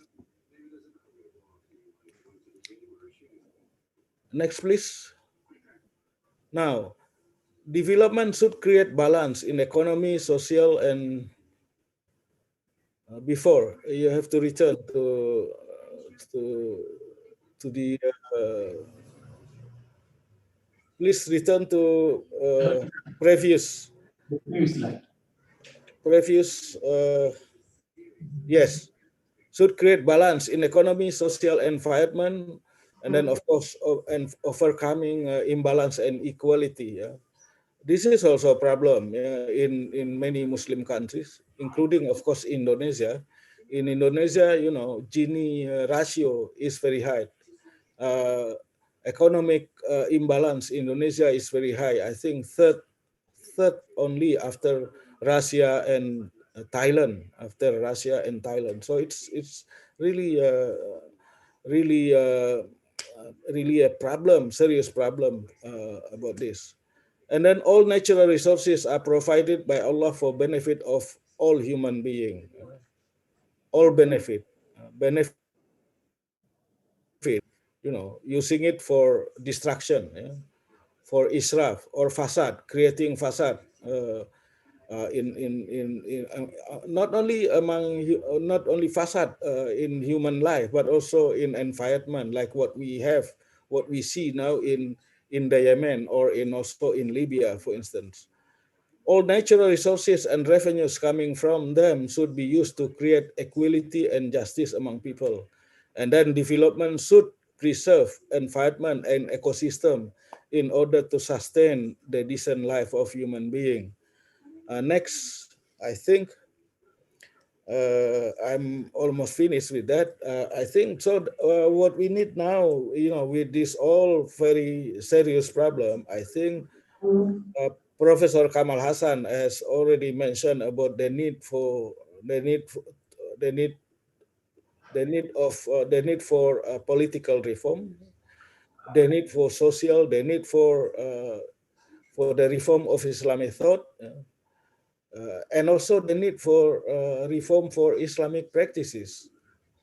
We are always behind in terms of Islamicity.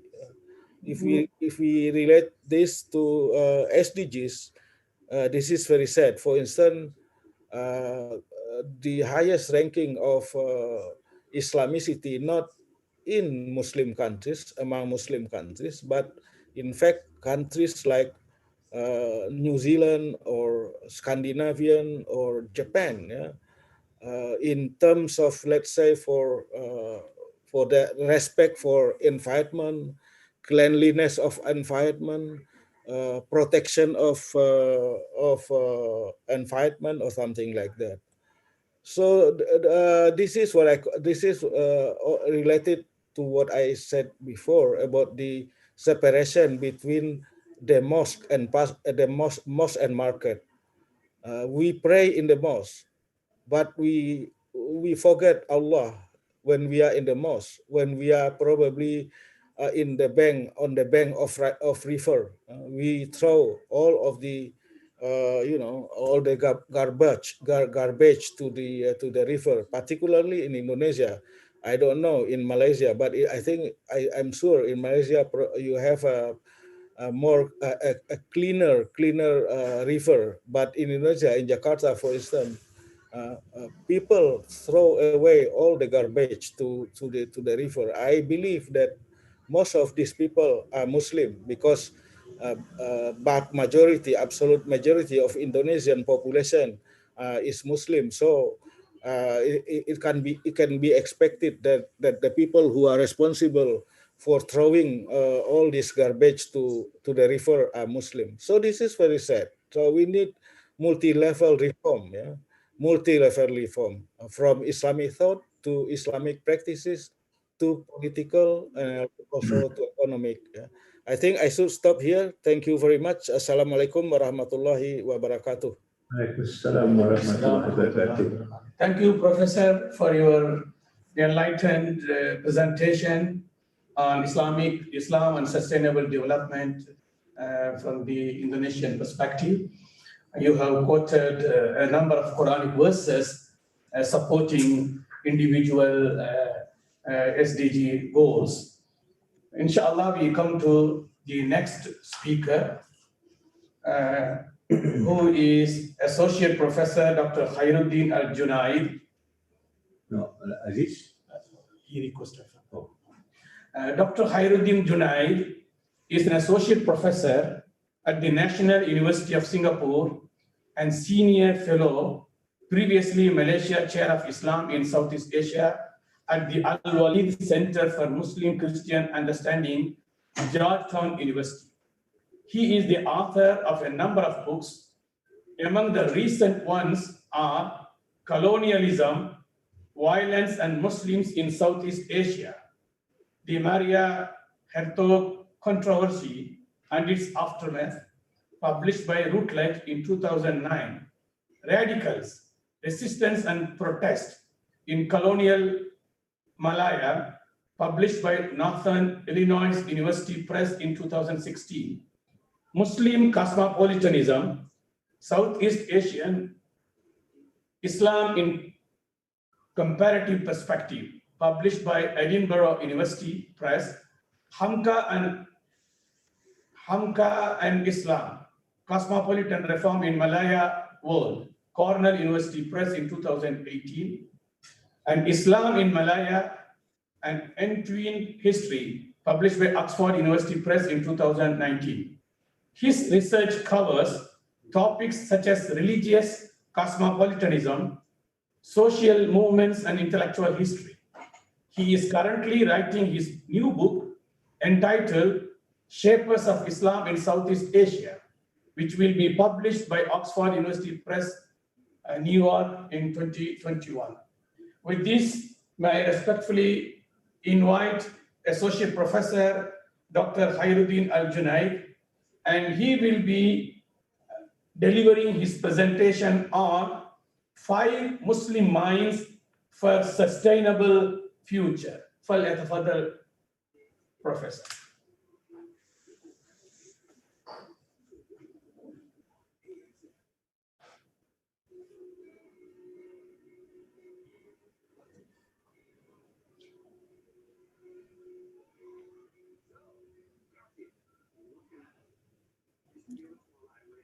anything? Can you ask him to unmute? Perhaps he's unmute. Yes, yes. He unmute. Perhaps you can ask him to unmute.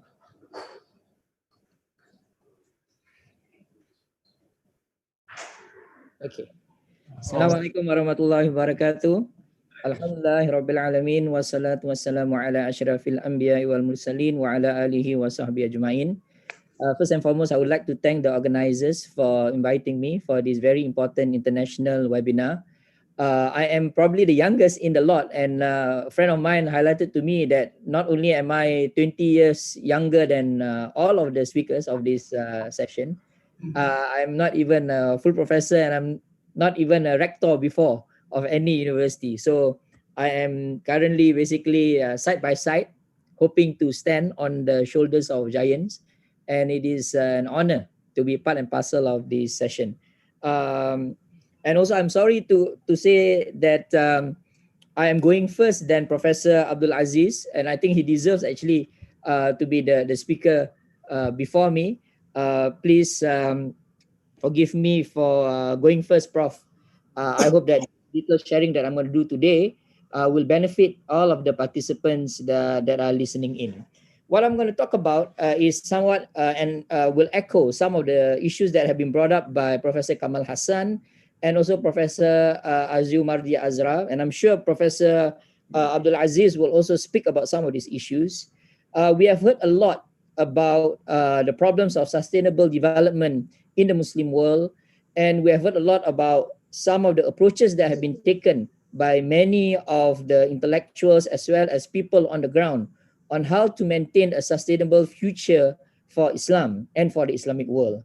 I want to shift the attention a little bit today to look at how Muslims have thought about sustainable development and how this has impacted the Muslim world right now. So what I want to do today is to try to propose some kinds or some ways of thinking about Islam and about sustainable development for us to change the conditions of Muslims all over the world.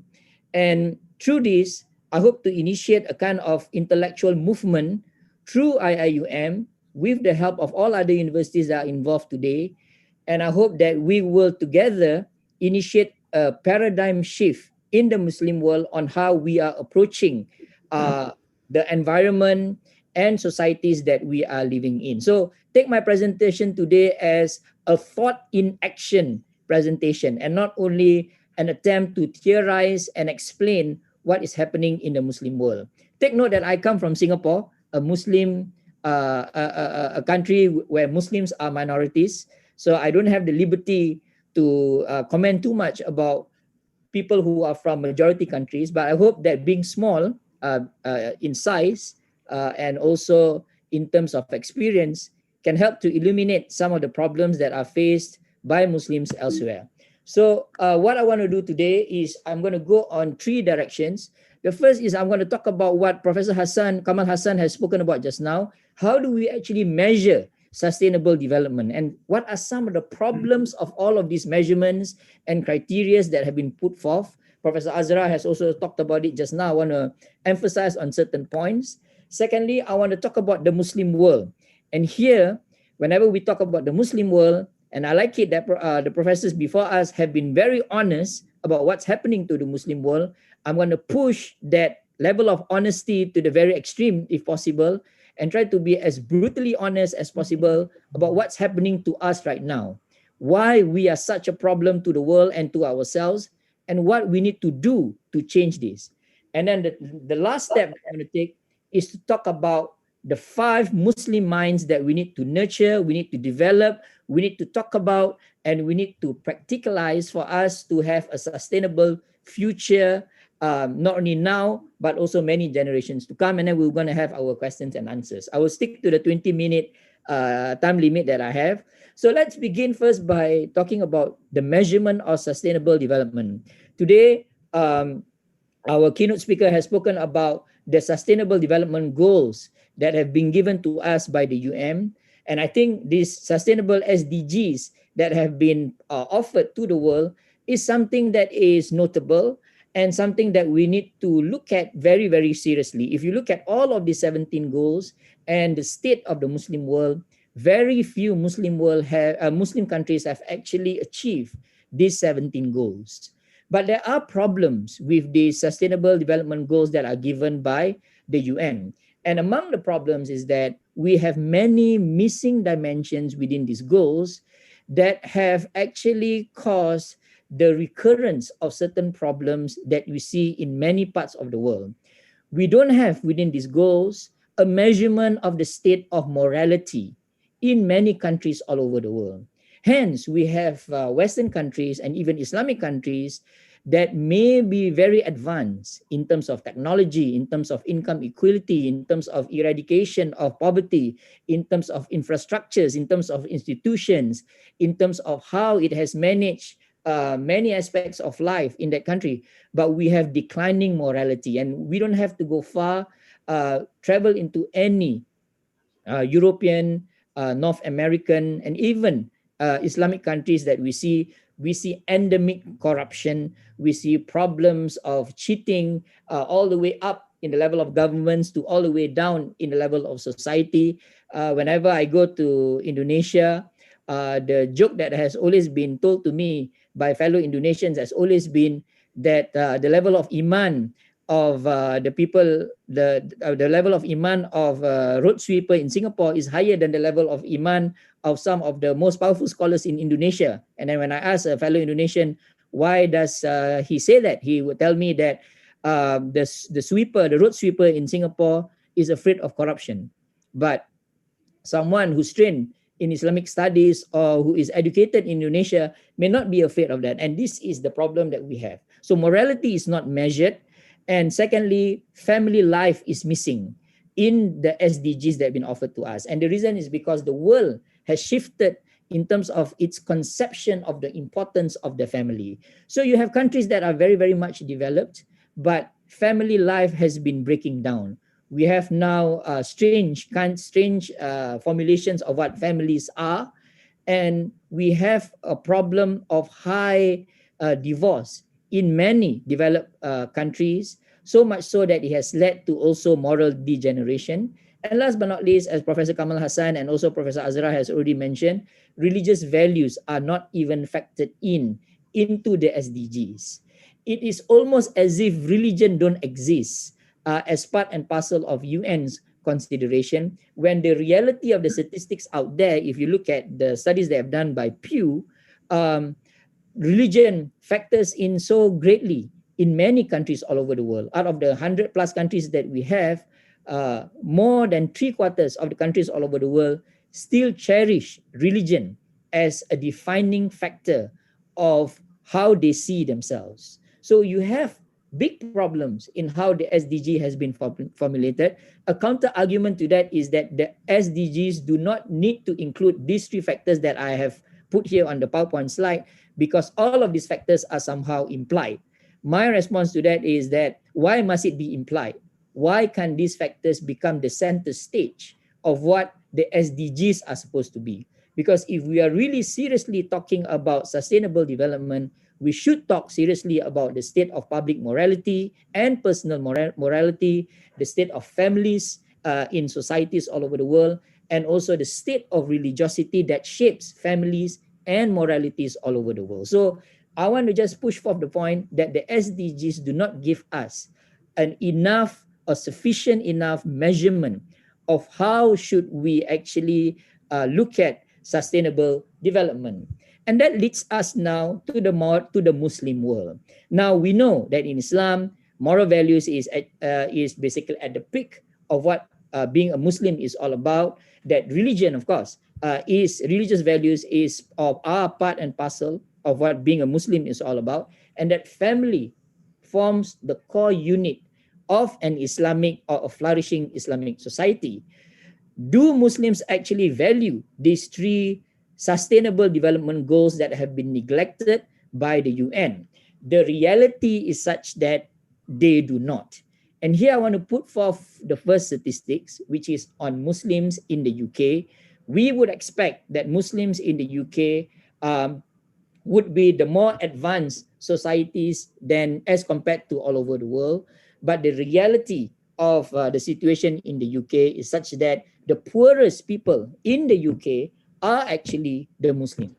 And they are the Pakistanis and the Bangladeshis that are based there. Of course, we can include people coming from the African countries. And right now, we have people, refugees coming from the Middle East. They form the largest bulk of people who are the poorest in all of these developed countries, be it the UK, Germany, Sweden, and so forth and so forth. And the poverty that you see among Muslims in the West, in the developed West, is actually a microcosm of the poverty that you see all over the Muslim world. Let's face it, the statistics that have been produced even by Muslim scholars tell us that 35% of the 2 billion people that you see all over the world are now residing in Muslim majority countries. So we are in a kind of a double bind. As minorities, we are poor, and we don't have to go far. We can look at some of the ASEAN countries where Muslims are minorities, like Timor-Leste, for example, and Cambodia and Vietnam and so forth. But even as Muslim majority countries, we are amongst the poorest in the world. So even if we want to measure from the perspective of the UN and take away morality and family life and religious values away, Muslims are not doing well in those sectors. The Global Peace Index that we have, that have been developed, of course, we can argue that these indexes are very much Eurocentric, but if you look at it from the perspective of objective criteria, only Malaysia is part and parcel of the top 20 countries that are seen as the most peaceful countries all over the world. The very top of this list, and Professor Azra actually alluded to that just now, are countries like Iceland, New Zealand, Portugal, Austria, Denmark, Canada, Singapore, Czech Republic, and so forth. We are living basically right now in a conflict-ridden Muslim world. And this is the sad reality. Many studies have been done about this. One study that has just been published a few years ago in the journal Research and Politics asked the basic questions: are Muslim countries more prone to violence? The authors actually concluded that they are not, and that by pure statistics, it is actually clearly shown that Muslims are not predisposed to violence. But this violence that you see in the Muslim world are usually state-sponsored violence, or violence that are resultant from other problems that are in that society.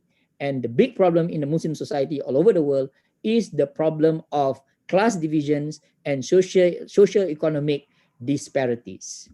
And of course, if you look at all other statistics, some Muslims that I've spoken to will argue, oh yeah, we Muslim countries may be very poor, we may have poverty, we may have violence, but we still value our own lives. Muslims do not kill themselves. Well, the reality is not as such. If you look at the statistics on suicide, whether Muslims actually value their lives, among the highest suicides are found in countries like Kazakhstan. So Kazakhstan is the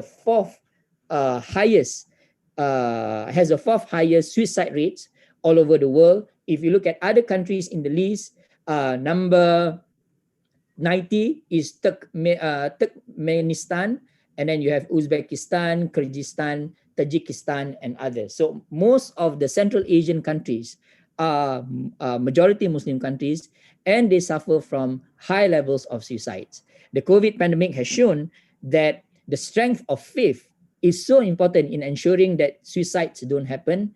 In Malaysia, and I've read reports, as well as in Indonesia and other parts of ASEAN countries, suicides are on the increase, even among Muslims, as a result of the inability to cope with some of the stresses of COVID and also problems of family life. So we have all of these problems in the Muslim world. We have a lot of issues that needs to be addressed, both from the SDG and supra SDG perspective. My question would be, how do we change this? Now, there is no magic pill to solve all of these problems of development and all of this problem of the ability to ensure sustainable development. I do not want to get into too many examples because it makes us very depressed. When I was visiting one Muslim country, and I should not mention where it is, one person, a guide who brought me around to the major mosque in that country, told me that one of the easiest ways to identify the mosque amidst all the other buildings in that community is to smell where the mosque is. When you smell something bad, that is where the mosque is going to be located. And this is the sad reality of some of our Muslim countries. The dirtiest places are sadly the places of worship. What is the problem here? The problem here to me is actually the crisis of the mind. And this is actually the project of IIUM when it first began. And we need to bring back this project of the reformation of the Muslim mind to ensure a sustainable future for the Islamic world. And I am very much inspired by the book of Howard Gardner, and I fully encourage all of the people who are listening today to read this book. I disagree with many of his conclusions in the book, but what is very notable about this book is that Howard Gardner is saying that we need not only analyze the problems of the present, but we need to prescribe some solutions for the future by transforming the minds of the people out there. And this is what we need. We need to transform Muslim minds in order for Muslims to prepare for the future. I am saying that there are 5 Muslim minds, and here taking from Howard Gardner, that we need to develop. The first Muslim mind that we need to develop is a law-abiding mind. One of the big problems that we have in the Muslim world is that we have a lot of laws, but we have people who do not follow the laws. And we don't have to give examples on this. The issues of corruption, the issues of homicides, and so forth are all caused by Muslims not being able to follow the laws that is out there.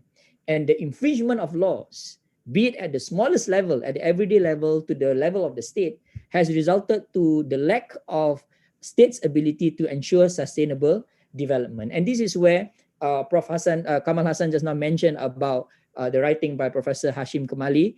I would like to draw everyone's attention to one of his papers, which is called The Actualization, Taf'il, of the Higher Purposes of Maqasid Sharia. I think we should move from talking about Maqasid Sharia to looking at how we can put it to practice, how we can ensure that the societies out there, the Muslims out there, not only know the Maqasid Sharia, not only know the laws of Islam, the Sharia of Islam, but implement it in their daily lives. To be in fear of infringing the laws is our first step to ensuring a sustainable future. To fear throwing rubbish on the ground and not throwing it into the garbage bin is the basic micro thing that we need to teach every single Muslim child. So this law-abiding mind, the ability to follow the law, is to me the first mind that we need to develop in the future. If we can train someone to ensure that after he has used the toilet, he would clean it so that the next person that comes in would have a clean toilet, we can change the world. And I always say this everywhere I go, that if we can ensure that the dirtiest place in where we are is the cleanest place, like the Japanese, we can go a long way. Go to Japan, go to Korea, and go to their toilets and you see clean toilets. But we cannot do that because we do not know how, and our minds are not trained to ensure that laws, not only laws as in the country's laws, not only laws as in the state laws, but the laws of society, the laws of nature are abided to. So this is the first, the law-abiding mind. The second mind that we need to develop in the Muslim world is the conservationist mind. The mind that conserves things around them, that do not destroy things. If you look at many Muslim countries out there, one of those things, and if anyone has traveled to Egypt and many parts of the Arab world, one of those things that we observe in many of this Arab world is the abundance of vandalism everywhere you go. People vandalize things because they do not want to conserve their environment. And the conservationist mind is a mind that sees things in perpetuity. A mind that sees that if he or she destroys something, somebody else cannot benefit from that thing. And this is the mind that can be developed when a person is taught from the very beginning how the world around him or her is actually important not only to himself, but also for the generations to come. And when we talk about the conservationist mind, we're talking about the love for the environment, not only for the love of Islam, the love of oneself, to see that the environment is something that has to be conserved for the future of the generations to come. So that's the second mind, to see that everything has to be made sustainable, and that the little things that we do, such as throwing a pen that could be recycled anywhere, or buying things that could not be recycled, would have implications on the environment as a whole, can actually change the conditions that is out there. So that's the second. I hope that everybody is still with me. I'm moving at a F16 pace because I want to try and complete it in 20 minutes. The third mind that we need to develop is the humanitarian mind. Like it or not, murder, violence, conflict is actually part and parcel of the Islamic, or not Islamic, sorry, of the Muslim DNA. And this is the problem that we have right now. The highest, the most, in a sense, violence that has the most impact on society are actually violence that are happening in the Muslim world. We do not need to cite examples. The state of Syria, Yemen, Afghanistan tells us that Muslims right now lack the humanitarian conscience. So I would like to direct everyone's attention to this book by W.R. Smisser, where he talks about the inability of the modern man to understand that he or she has the responsibility to preserve another human's life. And because Muslims have forgotten this tradition of theirs, they are very much involved in the humanitarian crisis that is happening right now in the Muslim world. And when we talk about Islamic thought, the Quran is very clear about this issue, that if anyone kill a person not in retaliation of murder and to spread mischief on land, it would be as if he killed all of mankind. And if anyone saved alive, it would be as if he saved all of mankind. We need to develop minds that think about how we can save other people's minds. And this would encourage innovations that would ensure that new products are formed, so much so that people's lives will be preserved by it. One of those things that I've been thinking about lately is actually handphones. These handphones may be helping us to improve communications all over the world, but it has shortened our mortality. Many studies have shown that people are now dying in their sleep, right? And the reason has to do partly because of technological overdose. Young people, be in Singapore or other places, they're just dying, sudden death. They don't wake up the next morning because they've been using the phones, the technologies endlessly. How can now we Muslims think about new technologies that do not make us addicted to devices, but able to communicate in ways that recover our sense of humanity? It is quite clear that what the handphones have done to us is to dehumanize us. We even talk to our families, we chat with our families at homes through WhatsApp, Twitter, and others. And this is a sad reality. You go for dinners, you go for lunches, the humanity, the humanitarianness is already gone. Everybody's hooked onto the handphone. So we need to think, how do we actually recover this humanitarian mind to recover our sense of humanity? And the next mind that we need to build is an ethical mind, a mind that thinks about ethics, on how we can carry ourselves in the ways in which Islam teaches us to be exemplars in society, to do things that are ethical and not only by way of achieving instrumental ends. And this is a message to all of the scholars that are listening right now. We have a corrosion of ethics in the academe. And that's why we have a crisis throughout the Muslim world of thought. Right now, and I hear this a lot from friends all over the world, the chase is for Scopus, ISI, all of these matrices that are actually not helping in intellectual development.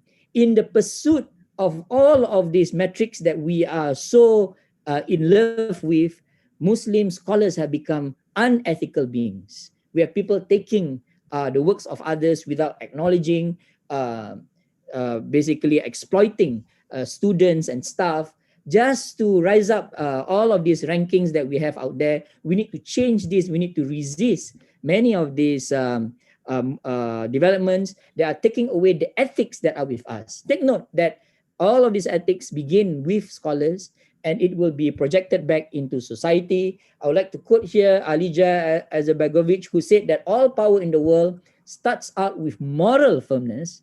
Every defeat begins as moral failure. All that is desired to be accomplished must first be accomplished in the souls of men. That if we lose our ethical compass, if we lose our moral compass, we lose our standing in the world. Never mind if the world wants to use instrumentalist criteria to achieve their ends.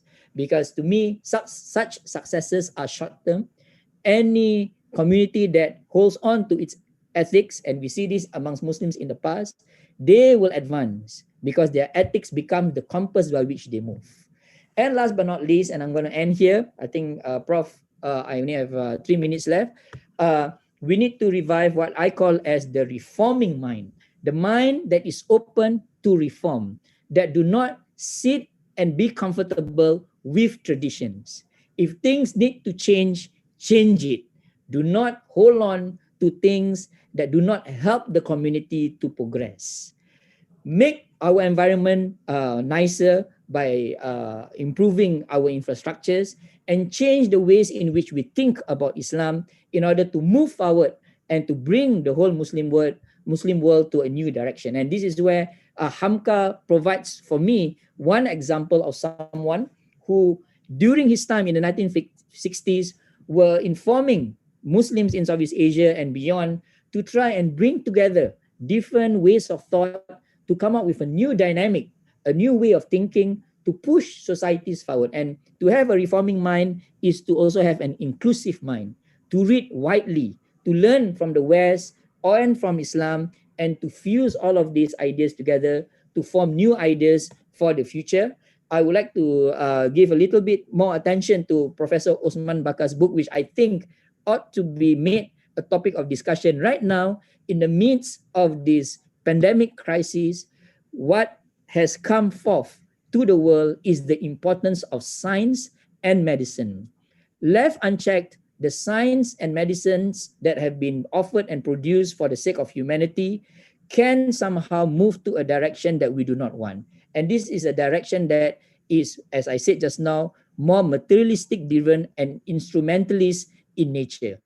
We need to bring back discussions about the Islamic philosophy of science, how Muslims can also conceptualize science and medicine in their own way, and through it give birth to new vaccines, to new solutions to these problems of pandemic that do not transgress the whole being of a human being, and would help the people out there who is suffering amidst of this pandemic to move forward and to enter into a new reality that is incongruent not only with Islam, but also the universal values of mankind. So these are the 5 Muslim minds that I hope that we will consider in our deliberations of how to ensure a sustainable future for the Muslim world. This list is not at all exhaustive, but I hope that it will provide some points of reflection for us to think about, and for IIUM, especially a university that I hold in very high esteem, to develop and to encourage the rise of institutes, centers, and research that could give birth to 5 Muslim minds for a sustainable future for Islam and mankind as a whole. Assalamualaikum warahmatullahi wabarakatuh. Thank you very much, Associate Professor Dr. Khairudin Al-Junied, for your presentation, in which you have emphasized on 5 Muslim minds for sustainable future, which are extremely important for the Muslim Ummah of today to really keep in mind. One is law-abiding mind, conservationist mind, humanitarian mind, ethical mind, and reforming mind. Inshallah, we will have a few questions on this at the end of the session. Our last speaker is Professor Dr. Abdelaziz Berghout.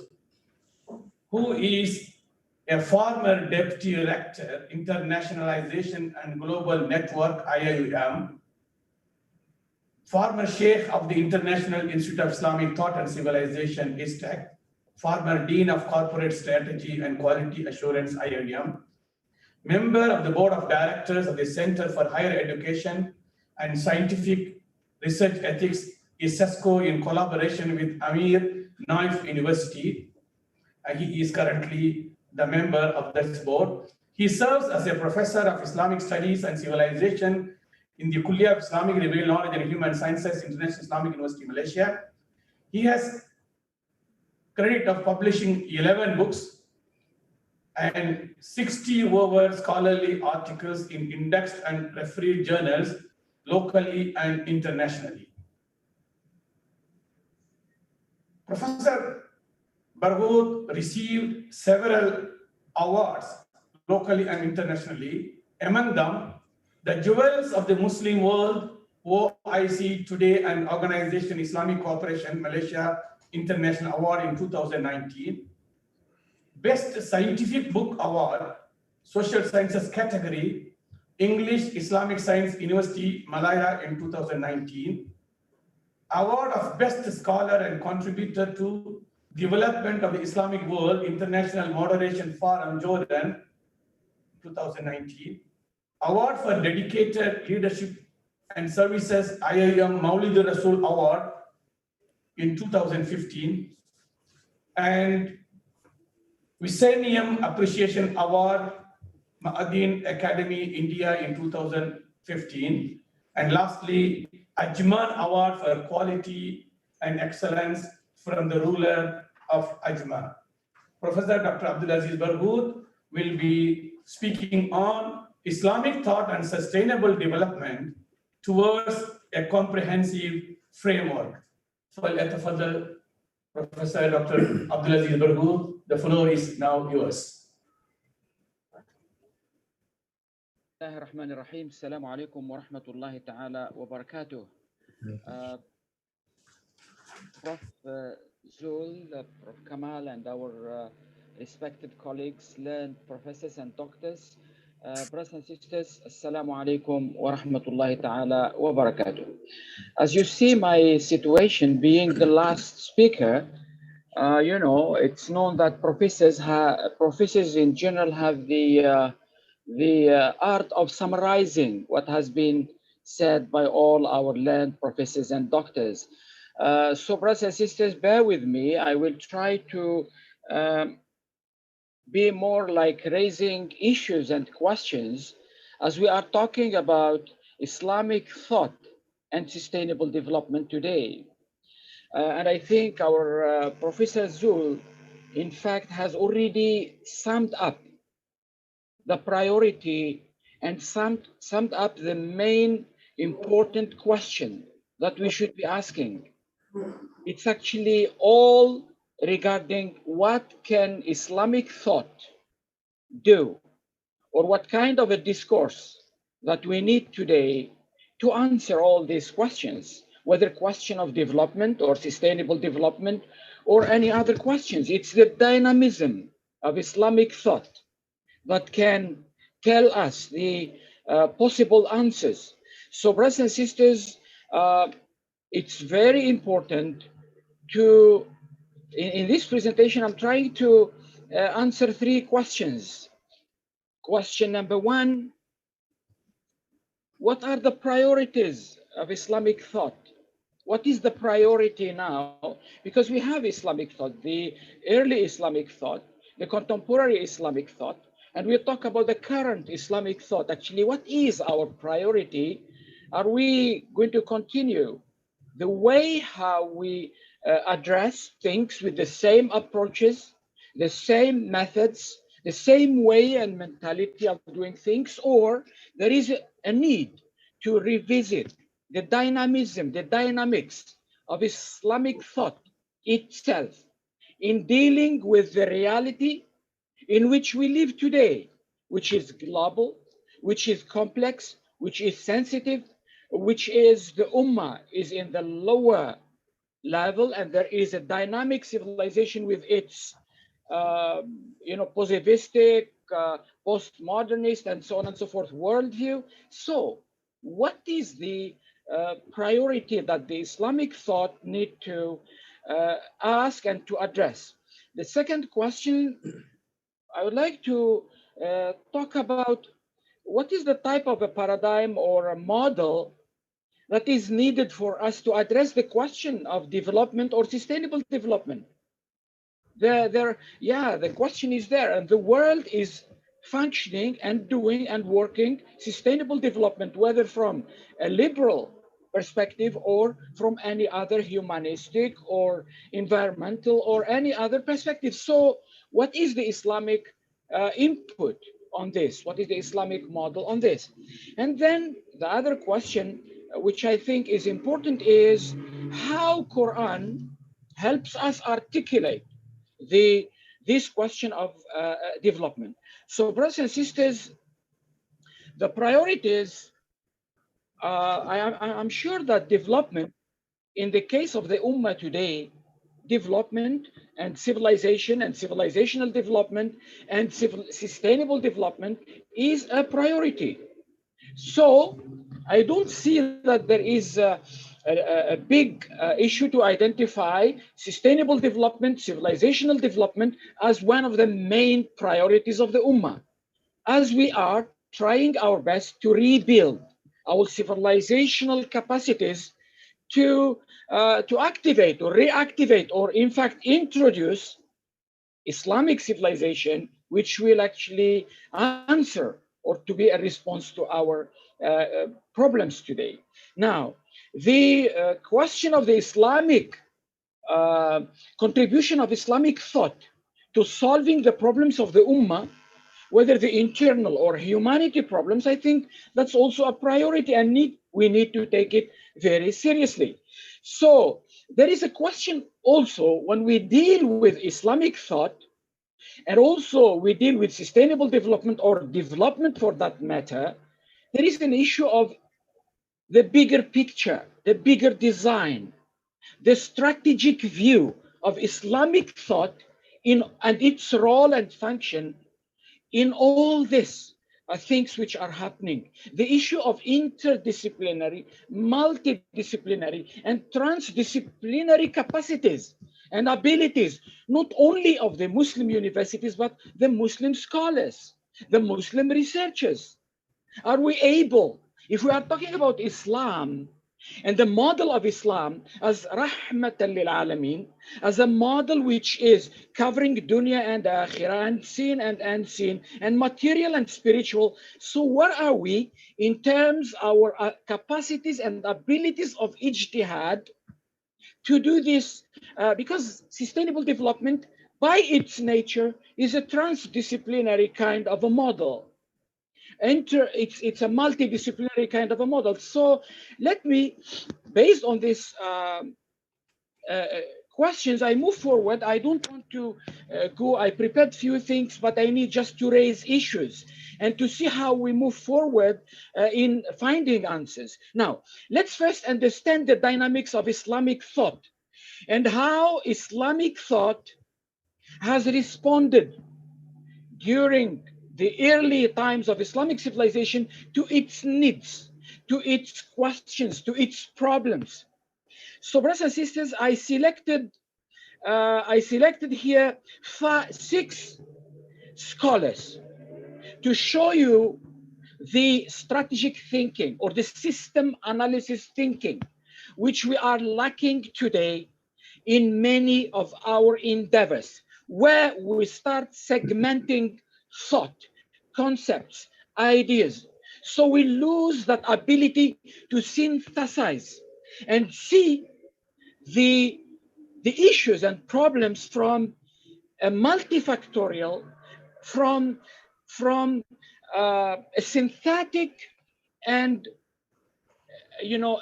kind of a networking system analysis thought, so that we understand the phenomenon properly from all the perspective and aspect. I take the example of, I have 6 people here, 6 minds, as Brother Junied, Dr. Junied was talking about the minds. I give you the ta'sil. of these minds in the Islamic thought and how they were dynamic in giving us many aspects of development. So, number one, it is the project of Al-Ahkam al-Sultaniyah of Al-Imam al-Mawardi. And the second one is the Ihya project of Imam al-Ghazali. The third one is the project of saving the Ummah in the time of critical contexts. It's Al-Imam al-Juwayni. The Umran project is Ibn Khaldun, the mind which talks exactly about civilizational development, about human association from a multifactorial approach, from the mind of a real Muslim mind that sees the universal and the particular, that understands that there is no application without theorization, without conceptualization, without internalization of thought, without creating the culture of synthesizing, strategizing. It's all going along the way of segmentation. And this is one of the diseases in our intellectual development. So the other one is Imam al-Shatibi, the Maqasid project, where he starts speaking about the sociology of Maqasid, the sociology of Sharia, the power or the social impact of Maqasid. Then I have one contemporary scholar who is Malik Bernaby, who also tried to use system analysis and thinking the system thinking to address the issues of the Ummah. Now, let me just go very quickly, as I have many things to tell you in these 20 minutes. Al-Mawardi project, he has articulated the question of development. Some of the good ideas that he was talking about, he's talking about religion as the guiding model or the guiding element of development, whether of individual, of government, of society. He's talking about strong leadership and governance. He's talking about comprehensive justice. He's talking about security and stability in society. He's talking about the importance of economic growth in a society. And surprisingly, Imam al-Mawardi was talking about one aspect of sustainable development, exactly how the people or the scholars of sustainability speaks about it today. He says in one of the paragraphs in his book, protection of the rights and needs of future generation. Not only the needs and the wants which are material, but he say also their hopes and their needs for amal.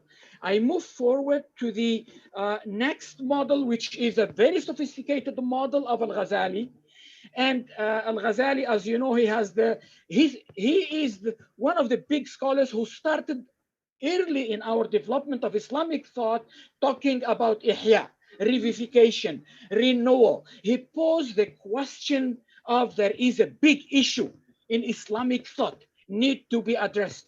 And he provided his model. I tried to summarize it, the revival of ulum. If you see his book of Ihya Ulum al-Din, he talks about 4 big areas. Al-Ibadat, which is worship. Al-Adat, which is the social, the fiqh, the transaction, the economy, anything related to the life of people. Then he talks about Al-Muhlikat, the things which are predictions, destructive, like crimes, like corruption, like all this. And then he talks about al-munjiyat, how to solve. This is a systematic thought. This is a scholar who understands the theory and the practice. Then in this book, I singled out his focus on ilm, on tazkiyah, on maslaha and public interest, and on enjoining good and preventing evil. There are other 4 important aspects in his approach to development of the individual, of the self, of the society, which we need today, which he was talking about maqasid of worship, not only worship, rituals, salat, zakat, hajj, the maqasid, the asrar, means the impact of your maqasid, of your ilm, of your knowledge, of your action on people, on life. That's very important. He was talking about living and earning. Many people, they say Al-Ghazali is a mutasawwif, is only for spiritual, is only for akhlaq. No, he was talking comprehensively about his model of revivification, faith and divine remembrance and hereafter. I move forward so that I go to the Ash-Shatibi model here where we talk about maqasid becoming a system of thought. And what is important in the maqasid or a Shatibi model, not the maqasid al-Sharia per se, because it was there with Al-Ghazali, it was there with Al-Juwayni, it was there with others. What is important in the model of Al-Shatibi is the maqasid al-mukallaf. He's talking about the human. We are talking about the Khalifa, the vicegerent, the family, the society, the ummah. Okay, maqasid sharia is what? Protect life, protect. But you as a mukallaf, what is your maqasid? Allah give you this sharia. Now, what is your maqasid towards Allah subhanahu wa ta'ala, towards the sharia? Shatibi put it very nicely in one nice text. He says, the maqasid of the mukallaf is to free and liberate himself from his own desires and grips as a servant of Allah with his own choice, as he is a servant or abd of Allah without his choice. So Imam Shatibi talks about the impact of maqasid when we see it in the institutions, in life, in culture, in what we do, in all aspects. So the concept of maslaha important, the concept of ijtihad and creativity is important. In the model of an Imam al-Shatibi, we need to talk about the social impact of the maqasid. We need to talk about the ethicality of Sharia, the ethical and the value and the practical aspect of Sharia. He talks about the reviving of ijtihad, and this is needed. He talks about the humanization of Islamic law. And I think this is very important, as Tansir Zul mentioned about humanization of humanizing education. Here we are talking about this concept from within the core of the maqasid al-Sharia. I move forward. As I go to the model of Ibn Khaldun, we come to a person who introduced Ilm al-Umran. And in Ilm al-Umran, if Ibn Khaldun, if we are talking about civilizational development or sustainable development from an Islamic perspective, religion, important, human association, which is civilization, is important, state is important, dynamics of al-Asabiyya is important. I don't want to go into the details. So, brothers and sisters, in the model of Ibn Khaldun, worldview, ethics, and values are important. Governance, economy, science, education, handcrafts, industries, business is very important. Ijtihad, competencies, and malakat are important. So with this view, we understand that when we talk from an Islamic perspective about sustainable development, there are many aspects. That's why Islamic thought need to regain back that, you know, what I said, the comprehensive approach of the concept of development. It's not only about maqasid, it's not only about akhlaq, it's not only about ijtihad, it's not only about creativity, but it's that whole that creates a new culture, a new human, that whose culture is the culture of istikhlaf. Istikhlaf is a very practical concept in Islam. Now, Malik Bernaby, another model who articulated the development of the question of development within the framework of civilizational development. He was talking about importance of religion, human, man,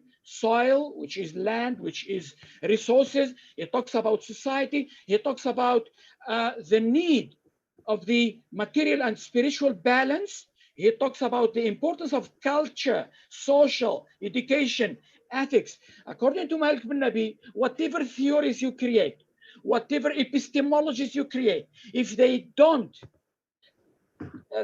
translate into daily actions in any place, in any institution, and they reflect the simple values of Sharia, of Islam, like love, respect, unity, dynamism, efficiency, helping, brotherhood, let's say, not being a corrupt. He says that whatever models we put, they should in the end result into the character, one of the characters of Prophet Muhammad ﷺ, as the Quran says, وَمَا أَرْسَلْنَاكَ إِلَّا رَحْمَةً لِلْعَالَمِينَ, and also his Quran says, وَإِنَّكَ لَعَلَى خُلُقٍ عَظِيمٍ. This is the social radiation of ethics and values, not just for spiritual and ritual perspective. Now, I move forward. Professor Kamal mentioned about the Dr. Awad Al-Jiyusi, who is one of the scholars who wrote a book about sustainability. I summarized his model in this chart here. It talks about ijtihad, need for ijtihad and creativity and innovation. First, he talks about ihsan, society and relations inside the society, al-arham. The mizan, we need to have the scale, we need to have the measure, and worship, tasbih. And then he speaks about maslaha, ijtihad, hikmah, and adl in articulating development, or for Islamic thought to address the question of thought. Now, I move forward after mentioning this. This shows that the Islamic thought was able before to develop a system analysis, a culture that synthesizes ideas and functions smoothly between the theory and the practice. In our case, because of decline, because of cultural problem, because of civilizational problem, because of what happened in our, specifically in culture, we got that ability to synthesize the theory and practice, and that this one, a disease, cannot be cured by theory, by knowledge. It will be cured only by a mind change, a cultural change, a new personality change, where education, culture, family, and all this play a role, and they are given precedence. Brothers and sisters, I move very quickly to tell you, in order to develop a model for sustainable development from an Islamic perspective, these are the things we need to, as Tansri Zul mentioned, when he speak about maqasid al-sharia, and he was talking about certain things which are not covered, like the environment, like the climate change. So brothers and sisters, I want you to look at the point of, we need to synergize between the maqasid of al-Quran and the maqasid of sharia. We need to synergize, because maqasid al-sharia at that time, they were meant to deal with specifically the maqasid, the individual. Maqasid, the individual, and then comes the societal. But now in our time, the societal becomes the dominating. So the maqasid al-sharia, for example, when we talk about wealth, not necessarily we talk about the wealth and the assets of the individual, the person. As in the cases of the fuqaha before, we talk about wealth. We can include here the assets which are tangible and non-tangible. We talk about the universe as an asset, as a wealth. We talk about the any type of wealth can be under the wealth. When we talk about the protection of intellect, we talk about everything. It means that we need to look at maqasid sharia as a model when we talk about.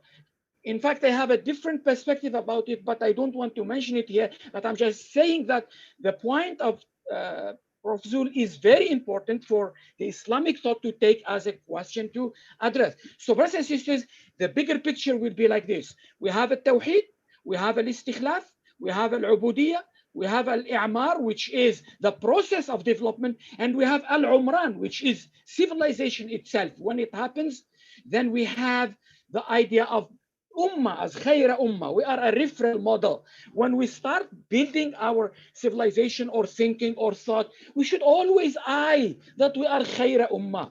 We are wasatiyya ummah. We are not, the situation, the real now is not really what we want. But let's see there. We look at the ideal first, and then see how and then comes al-falah.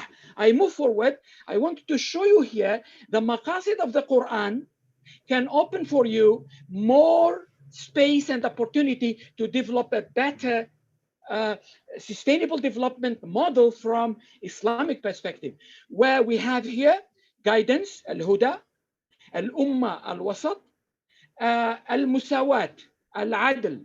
Musawat means equality, takreem, justice, respect. We have hereafter. We have taskhir as a concept in Islam. Taskhir means you put to use the resources which God provided for you, but you must do few things. I will mention them shortly. The concept of hayatun tayyiba, desirable quality, that's the new worldview.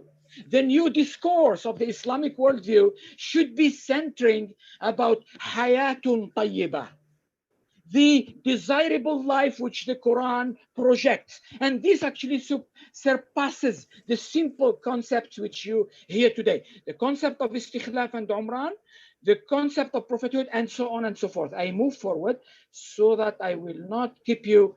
Okay, I move here. Now, I'm proposing a simple model which speaks about vicegerent, which is Khalifatullah, but from the perspective of man, society, ummah, the world. I talk about environment, which is nature, resources, sunan Allah, and ayatullah. You don't take the universe just as the material, the physical. This is destructive. This creates dichotomy in the Muslim mind, because the model of environment in Islam, as I will explain shortly, integrates the spiritual and the moral within itself. Now, we got also the Umran Insani. When we do civilization, we do humanity civilization, humanizing education or civilization. So, Hayatun Tayyiba, this is the worldview we need to project. And here, in the first one here, I talk about taskhir and preservation, here tazkiyah, and here growth and development, whether economy or all aspects, and here we talk about quality of life. I move forward here.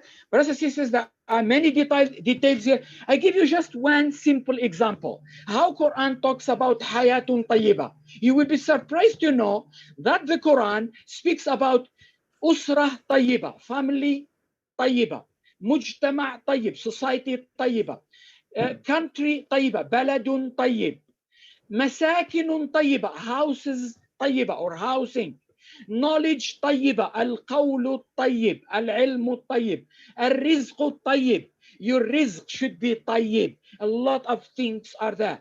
الأموال الطيبة, the amwal, the money which is طيب, the حلال طيب, the أكل طيب, the food which is طيب. That's why halal industry.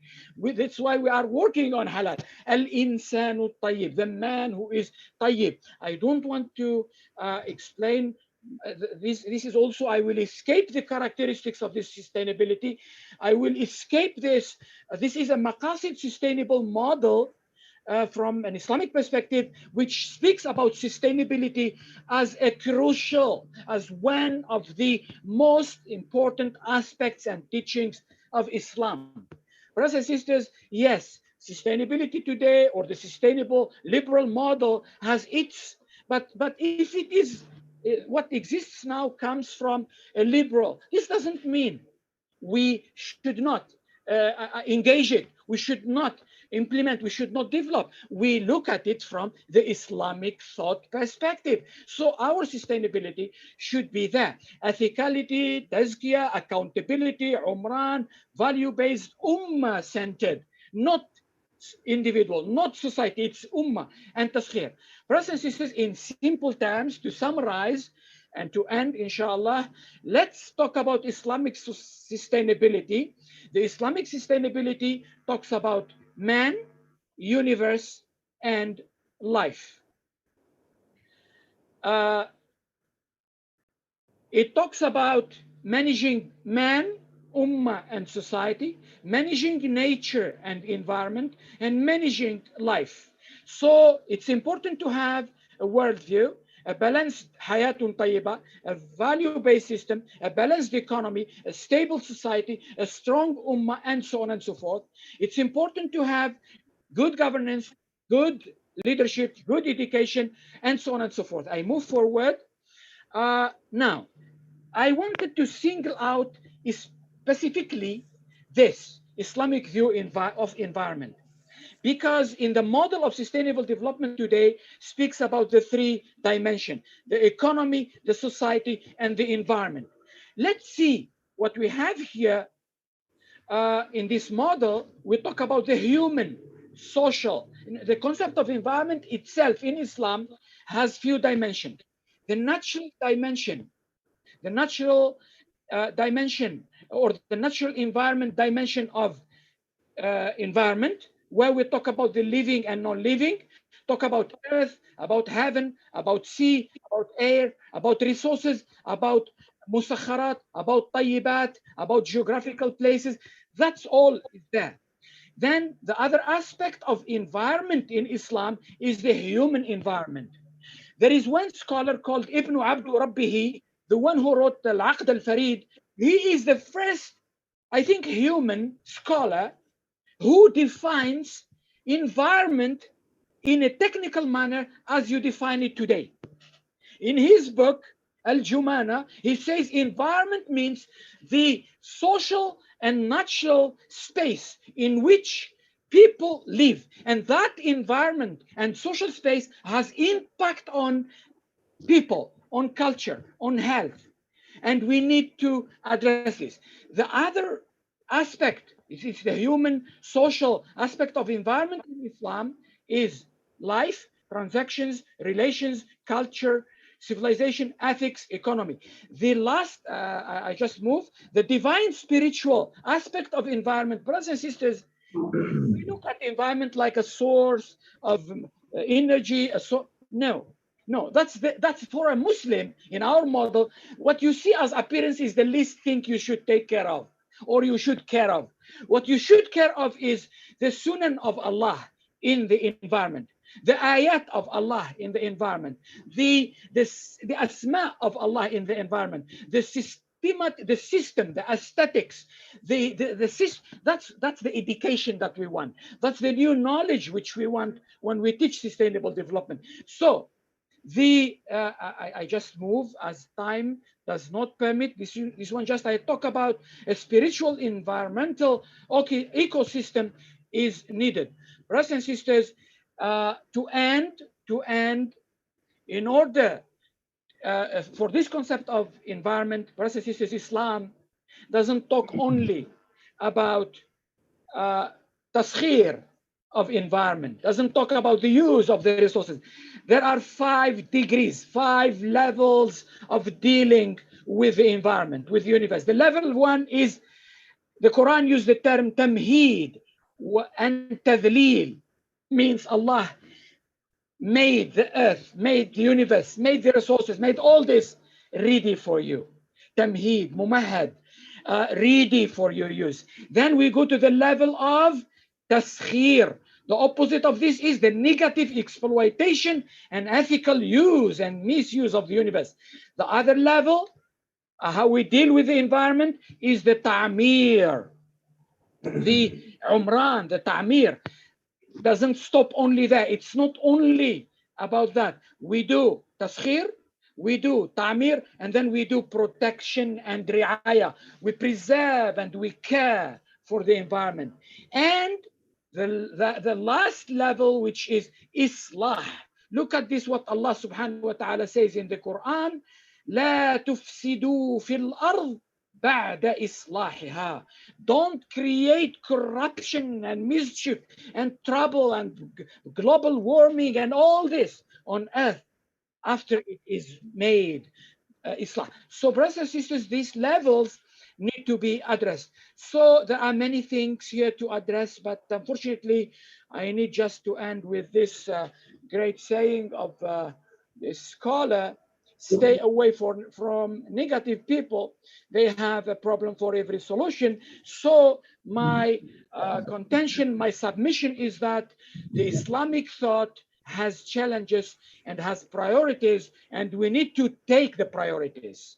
We need to take the priorities at at all these levels: the conceptualization and theorization, the implementation, the evaluation, the critical assessment, the impacts, and we create a new culture. And the last thing I want to say, Islamic thought need to think system analysis, need to think multidisciplinary, interdisciplinary, transdisciplinary. And I think sustainable development is one example.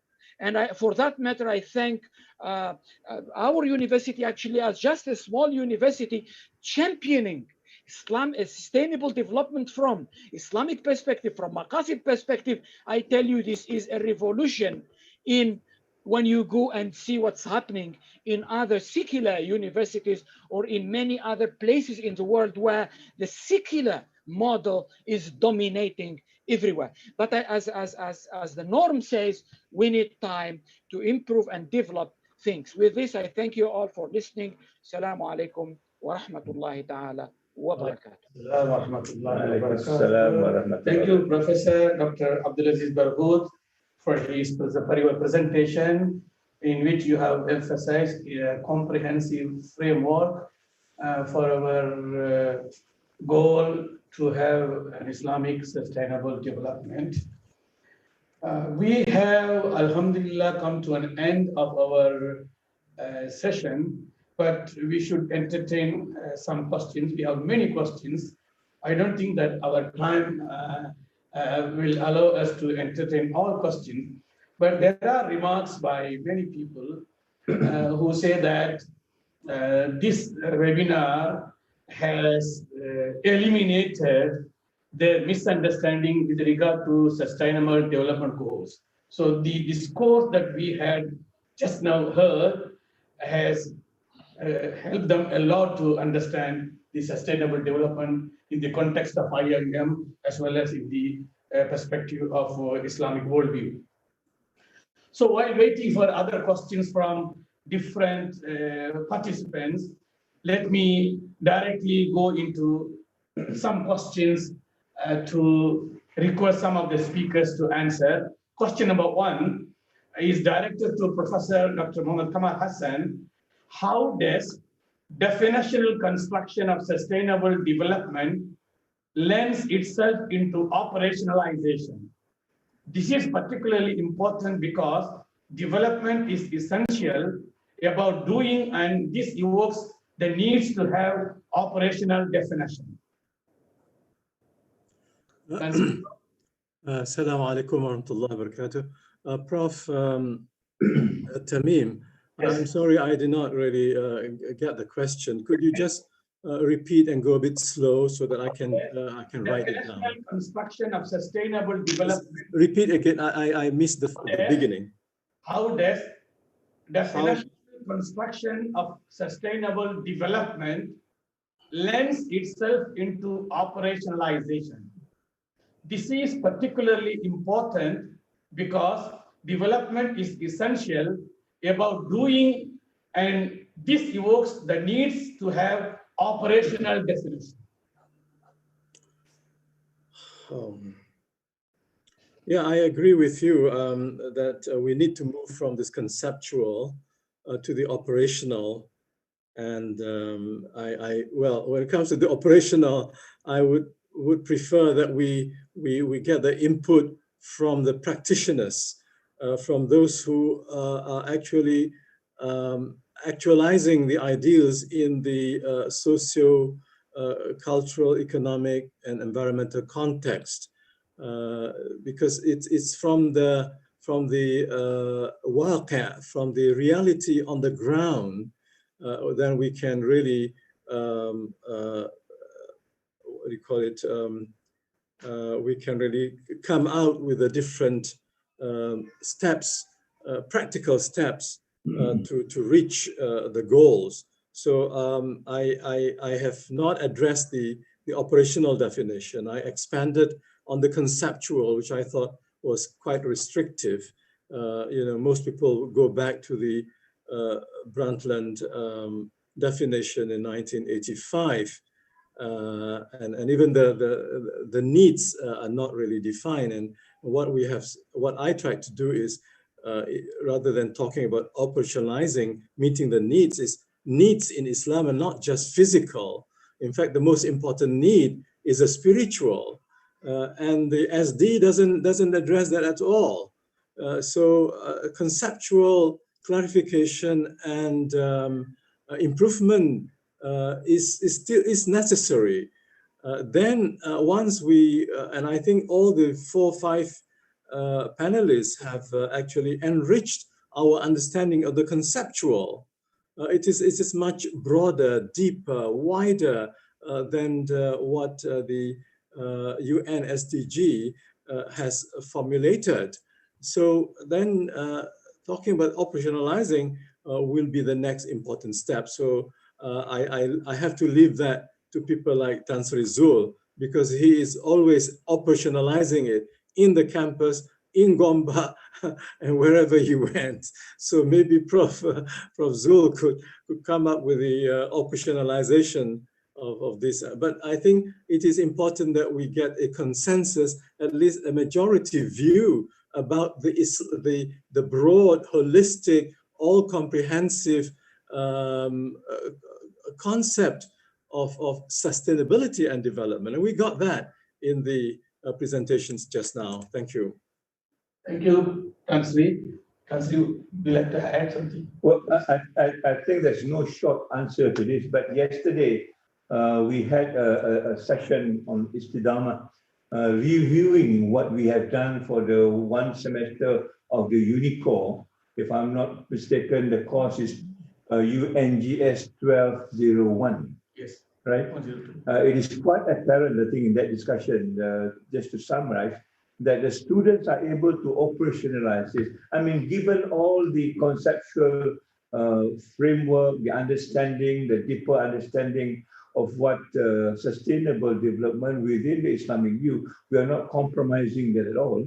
But I am very, very happy to find out that there are now expression of students taking this and operationalizing this. And in fact, yesterday, Prof. Kamal, we are able to identify one project that is suggested by the student, which is called the Sejahtera Shop. And I was very excited to see this. I thought it is only a project that is on the ground, but they are just thinking to implement it, and we've picked it up. We've picked it up to show that the students could operationalize this concept just within 1 semester, and inshallah, in the 2nd semester, we want to show that this is actually a workable solution. You know, my training, I think, quite different from Professor Kamal. I'm a medicine seller. I'm a pharmacist. I sell medicine. You know? And in selling medicine, the first question they ask you, what is the evidence that this medicine works? If I don't have the evidence, then I will not be able to sell my medicine. So my priority is basically, I want to find the evidence of what works. And once the evidence is there, then I think we can sell the idea better to other people. So we'll try, inshallah. I know this is a very urgent question, but we will try. And this university, like Professor Khairudin say, yes, we want to be the place where you come back and say what is workable and how do you actually shift the position of university towards sustainable development in the Islamic context, inshallah. Okay, thank you, Tan Sri. In fact, in yesterday's Istidamah, Tan Sri Prof, the presenter, who was a student who has done this project on sustainable development application by coming up with this Sejahtera Shop, said he has 50 volunteers to really take into the project. Sure. It was very interesting. You were there, yeah. Yeah, I was there. Thank you. So this next question is sustainable development as a concept and as a new proposition on how to do development is rooted in Western construction and secularistic rendering of development. The epistemic and ideational basis of development so construed differs from Islam. Therefore, the question is, should we frame and seek to understand development from such a Western rendering of SD and development generally, or frame our own thesis of development, which I think won't necessitate the call that doing development be made sustainable. So this is an open question. Any presenter can respond. Could I give a shot Yes, on this one? yes. I would agree with Professor Kamal and the rest that the definition that was given by Brundtland's report, talking about the present and the future, is not sufficient. In fact, our definition, at least my point of view, we was asking, what about the past? You know, because when you talk about the future, it's already a compromised future. The future is already unsustainable, as it were. And if you move forward from this present to the future, you are just taking whatever is not sustainable forward. So we are looking back. I mean, in many respects, I agree with Professor Kamal that the sustainable development concept, it may be in a different word. It may be Al-Falah, I'm not too sure. But there is already this concept Islamically, and in fact, indigenously in many societies, the sustainable development, if you talk about balance, if you talk about moderation, if you talk about compassion, I think it's already there for a long time. And therefore, there's a need to go back. So our definition is, where is the past?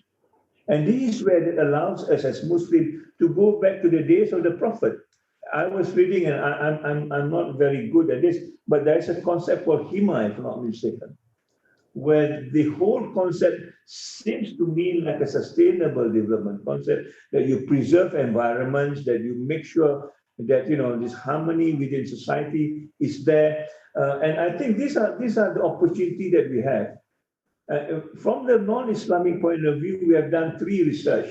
We have looked at Bali, when they look at the Subak system, where the rice growing system, that system has existed for more than 1,000 years.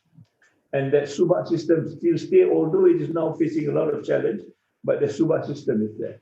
When you go back to Thailand and look at what the former king, and we talk about sufficiency economy, that has been there more than 100 years. We go to Bhutan and we see where Bhutan comes out with a gross national happiness.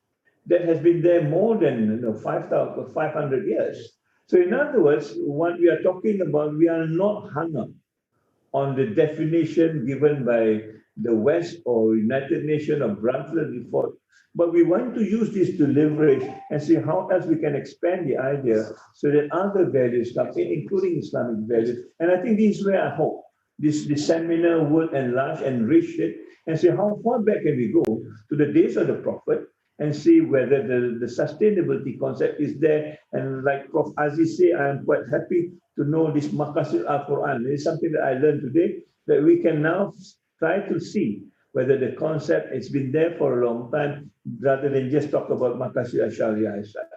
I hope that makes sense to you. Okay. Thank you, Tan Sri, for your answer.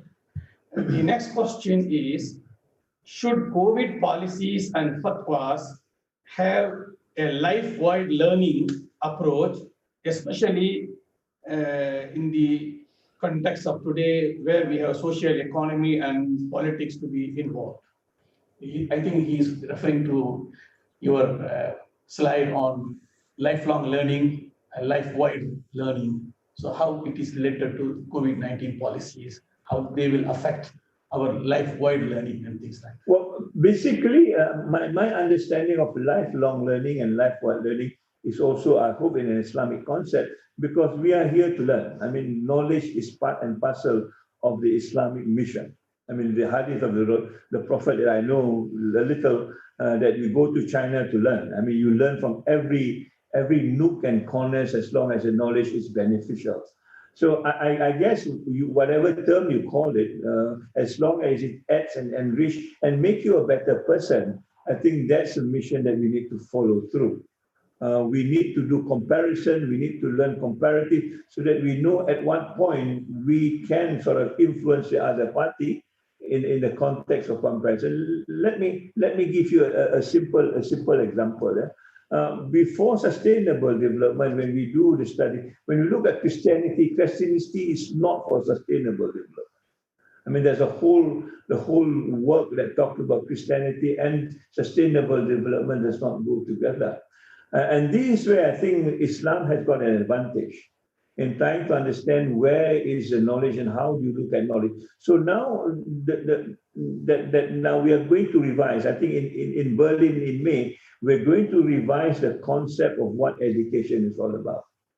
And this is where I hope Muslim scholars can bring into bear what is the understanding of knowledge as far as the taxonomy of knowledge, the deepening of knowledge. I think I'm sure we have got a different understanding when we talk about morality, family life, or religious values, spirituality. These are the things that I think we need to fill in when we talk about all these other things that that is now brought to us, not as a kind of a mandatory thing, but we need to redefine it and make sure that it is within the ambit of the Islamic sort of perspective. Okay.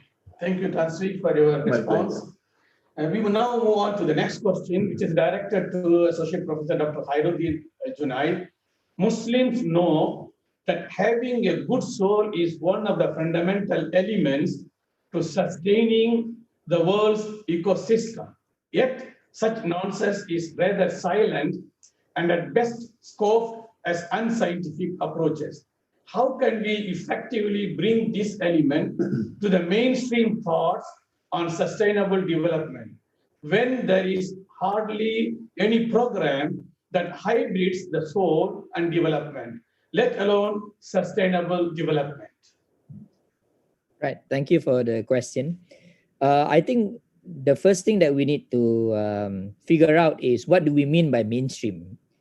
And I finished reading a book by a psychologist. His name is Bu Lotto, an American psychologist, who talks about how our brains actually structure how we view realities. And I think one of the problems that we have among Muslims is that because there are so many of us, 1.6 billion in the world, we view our mainstream as Muslims ourselves. That means we always usually talk to the converted. And that applies to everything that we do, be it the things that we create. Last time in Malaysia, they tried to create an Islamic car, and I don't think that project actually worked, to everything else. So this links back to the earlier question that Prof. Zul actually answered. In order for us to operationalize what we talk about and make it mainstream, we need to approach it from 3 levels. First is we need to be at the forefront of the knowledge industry. Never mind if IIUM is a small university. What is most important is for IIUM to give rise to cutting-edge research that speaks not only to a Muslim audience, but also to a universal audience. And this is our challenge, to produce knowledge for the whole of mankind. Prof. Osman Bakar actually emphasized this in his book that I mentioned just now, that one of the tragedies of modern human beings, modern Muslims, is that we like to talk to each other. And this has been the case since after the Second World War. And we need to get out of this shell. Only then can our ideas become mainstream. So we need to participate in mainstream or so-called universal discussions and put our universities out there in terms of innovation and knowledge production, and reach out to everyone and everyone in the world. So that's the first, the knowledge. So to operationalize and to make our ideas mainstream, we need to produce knowledge that are powerful enough for the world to see as equivalent to what they are producing. The second thing is our products. What is it that we have produced? One of the critiques of Islamic science is that the philosophy of science has been resolved, that it has to be Islamic. But Islamic science has not produced a product that the world can use. And this is what we are lacking right now. Muslims are not thinking and working hard enough to produce things. And here we're talking about physical things that the whole world can benefit. A simple thing, Sheikh Yusuf Qaradawi said one of his khutbah, that one of the problems with Muslims is that we cannot even produce a screw for a car that could be bought by people all over the world. We cannot even produce a screw, he said. And this is the thing that we need to go into. And IIUM can start this, especially the science and the engineering and other faculties, to produce things that would not only benefit Muslims but the world. So the product part. And to make our ideas more mainstream or more globally recognized, we need more activism. And I think this is a bit lacking at the intellectual level. We need more movements that would question realities, that would be hard on ourselves. And I think one of those things that we don't like to do is to criticize ourselves. The West has this edge over us. They are hard amongst themselves, right? And we need to start having this and to be brutally honest about our conditions. We need to have movements who go out there to talk about the problems that we see in the Muslim world and how we can change it. Then everything that we produce, the talk about the soul, the talk about religion, the talk about family values, can be accepted to the rest by the rest of the world. Take note, we are not lacking of theories in the Muslim world. We're not lacking of models, as Prof. Abdelaziz have already spoken to us just now. We lack people who can talk to the larger non-Muslim public that consists of 5 billion people of the world. And we need to produce such people who are confident enough to communicate our ideas to the rest of the world. And this is the most urgent thing that I think IIUM and other universities out there and other institutions and movements out there has to do right now. Only then can they accept our ideas and as part and parcel of the universal ideas that is out there right now. Thank you, Dr. Khairudin, for your response. In fact, in the IIUM, we have been discussing this dimension of how to talk to the other people, particularly to non-Muslims, to convey our message in the scientific way that we discussed in our university. Okay, this question is directed to Professor Dr. Abdulaziz Berghout. Should we focus on translating maqasid to drive development rather than trying to force fit sustainability thinking into maqasid al-shari? Thank you, Prof, for the question. In fact, we need to understand how change happens. We need all the dimensions of change, because I see some of the comments. Sometimes they say why we are not operational, why we are not implementing, why we are not talking, we are just talking about theory, and so on and so forth. I think we need to understand the dynamics of change itself, whether in educational institution or social institution or in any other institution. For example, the idea of operational definition, sometimes operational definition doesn't come haphazard, doesn't come from the sky. They come from a real context. When Islamic civilization was in the peak and they have the backup of the real implementation of the model, whether in governance or in economy or in halal, or then they can link directly. I give example, like now in Islamic economics and finance. Alhamdulillah, for the last 30 years, we were striving. Now we can develop the operational things. We can see the products. We can see the thing. But when we come and talk about concepts, which are still, very nice concepts like hayatun tayyiba, the desirable life from Islamic perspective, but you have to see it. That's why action is important, doing is important. Now, this is an introduction. For me, we can do both, because we are not talking about our university or one place, or we are talking about the Ummah and the Islamic thought evolving and developing to address the issues. So we can use Maqasid al-Sharia as a framework to guide the sustainable development. And I tell you that most of the sustainable development, the 17 aspects or goals, they are all there. You think Islam will not speak about poverty or hunger or justice or cooperation or resources or protecting? It's all there. What Maqasid Sharia does is to give you to to link you to the real, means you are doing it from a maqasid sharia, means you feel that, yeah, that's the Islamic approach, that's the Islamic model that can solve issues, that can help solving problems. So we can use the maqasid sharia now to guide whatever activities we do in sustainable development, goals or any other things. We can, in fact, based on the maqasid, develop other practical areas. And as I said, we can also link the maqasid sharia to the maqasid of the Quran, and we open up. We can, that's why the idea in the end is, where is the project of Islamic thought to develop the ummah? The project of Islamic thought or contemporary Islamic thought to build the Islamic civilization which we are looking for. When we have that articulation, then we will see what are the gaps. We have problems in education, we have problems in governance, then we meet, we fill up the gaps.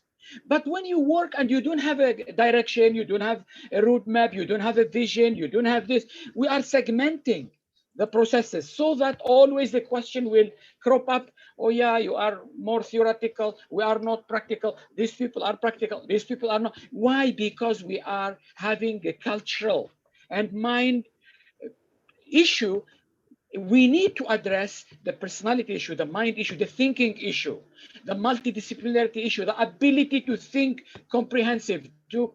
These are the things. That's why I think maqasid al-sharia can be a great framework so far for the development and advancement of the cause of sustainable development, because maqasid already sharia can help you see what is right, what is wrong, give you the ethical framework, give you even the examples under the idea of relating Turath to our time. Now, the other way also, you can look at sustainable development today. If you go and see the science of sustainable development is a very huge, expanded science of multidisciplinary think. From there, you can see, you get the questions, you get the priorities, you see what is the concern there, and then we come back to the Quran, the maqasid al-sharia, to develop our answers. It's a dynamic. It's a dynamic. We need to understand the dynamic. It's not like one-way traffic, this way. It's all happening in a real context where many dimensions. That's why system analysis is very important to an extent to understand how to solve this type of problems. Thank you very much.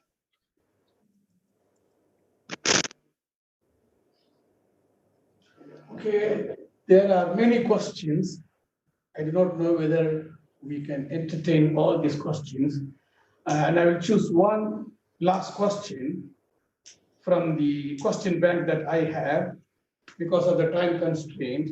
And we would like to end our webinar by 1:15. So the last question here is, in the operationalization of sustainable development concepts, what is the Islamic guidance in prioritizing competing interests in natural resources, especially where conservation and material and urban development collide? It's an open question. Any of the panelists can respond. Can I answer that? Yes, please. Yeah. I think first of all, we need to develop from Islamic thought first, the basic philosophy and theology, and also fiqh in certain field of life. For instance, in order to preserve land, for instance, we need to have philosophical and theological view, Islamic view on the land, or on whatever, yeah, on earth or something like that. And then we need to also reconstruct fiqh. Fiqh is, of course, the Islamic jurisprudence, the practical guidance, how to conduct, how to perform things according to Islamic injunction, yeah, Islamic injunction. So, for instance, in Indonesia, we develop a fiqh on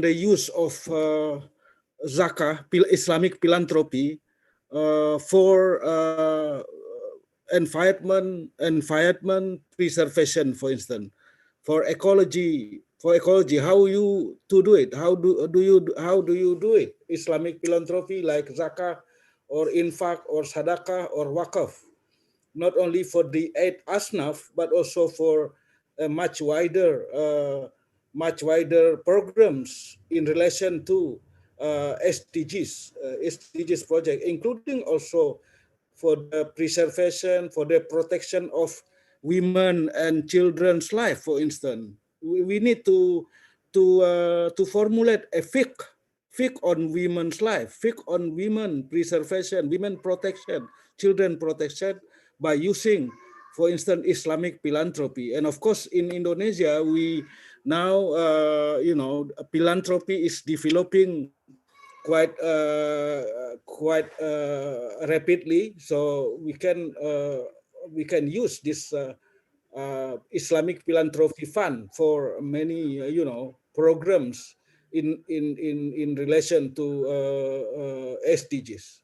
Thank you. Okay, thank you, Prof, for your response.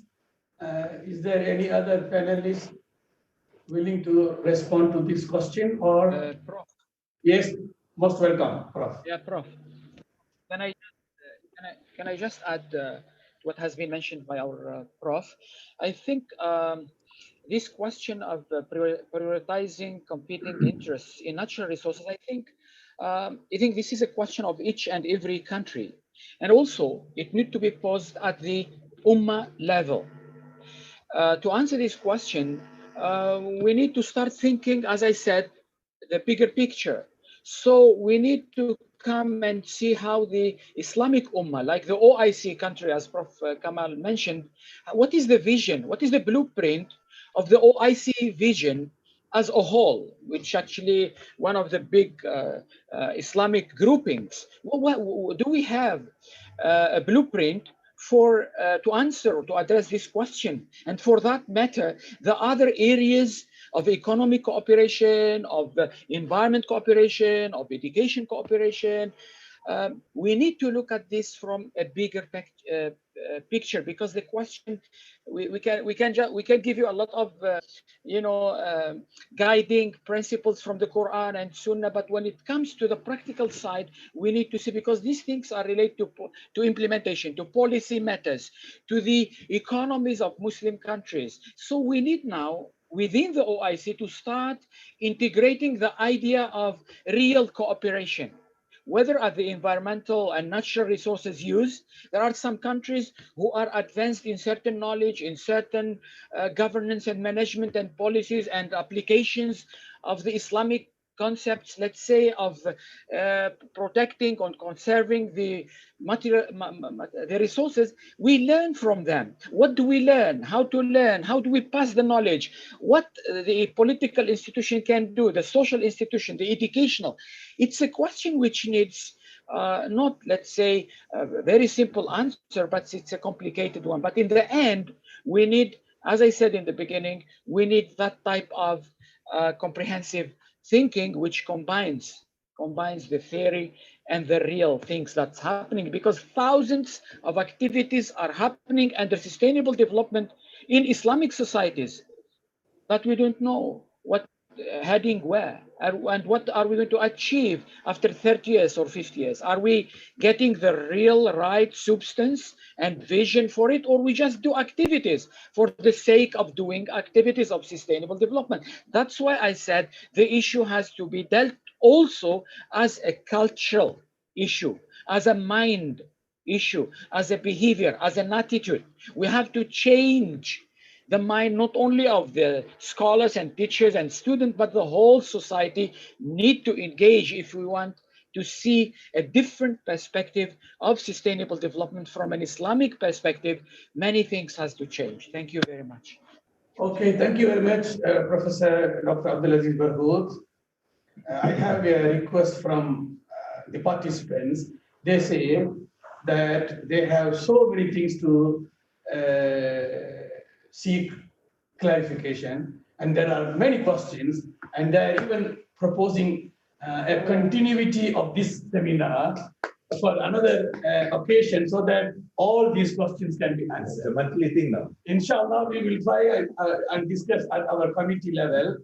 And ISTAC will be organizing series of seminars, as I said to Translate yesterday, that we will have a seminar in March, April, May, June, and July. We have already decided the themes for every monthly webinar. Inshallah, we will communicate with you. And I'm quite satisfied with the participation of the people from different parts of the world. And we have seen on the screen the maximum number of participants, which is 300. Apart from that, people were following our program in Facebook and YouTube. And this is a quite successful program. And I thank everyone who was contributing to the success of this program. And on behalf of the International Institute of Islamic Thought and Civilization, first and foremost, I would like to thank our Honorable Rector, Chancellor Dzulkifli, for giving his precious time from 10 until 1:20, although he has too many important activities to attend. But he has given priority to our webinar, Alhamdulillah, and because of his presence, we were able to have this successful program. And on that note, I would like to also take this opportunity to thank Professor Emeritus, Chancellor Professor Muhammad Kamal Hassan for his valuable time for 3 hours, and then Professor Azra from Indonesia, Associate Professor Dr. Khairudin from Singapore, and also Professor Dr. Abdelaziz Berghout. These panelists have really sacrificed their 3.5 hours to really help us in clarifying the issue of Islamic thought and sustainable development. And before I end, I would like to take this opportunity to make one announcement, which is very important from our point of view, which is on the 27th of January 2021, ISTAC will be organizing a virtual national conference on Rahma and Karuna, compassion as common ground for building relations between Muslims and Buddhists. This conference will be held on the 27th. I would like to request all those participants who have participated in this seminar also to register and benefit and support our ongoing programs. So with this, I once again thank the participants who have been with us from this morning until now, and for their attempts to ask many questions. And they have given hundreds of comments, which I have in my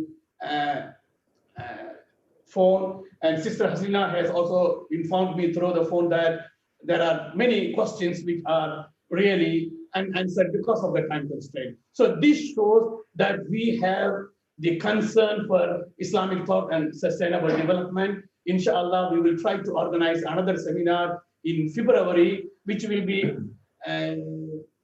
in line with this, but we will have a different topic, and we will bring Islamic Sharia dimension also as well to have the clarification on Islamic sustainable development. So with this, once again, I thank all the participants, including the Chancellor Rector and all other members, technical staff from ITD, technical staff from ISTAC, and all other participants. Thank you all very much.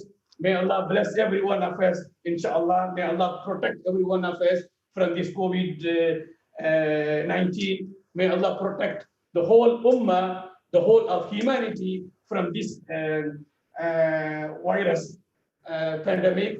And we hope to have a good life in the light of what we believe in Maqasid al-Sharia. With this one, I once again thank all of you. Wa billah tawfiq wal hidayah. Assalamu alaikum wa rahmatullahi wa barakatuh. Alaikum assalam wa rahmatullahi wa barakatuh. I think you end it very well, alhamdulillah. So I think we should collect all the questions. Yes, we have that. Yeah, you classify it and you know where the problem is, and then we try to settle the problem. We have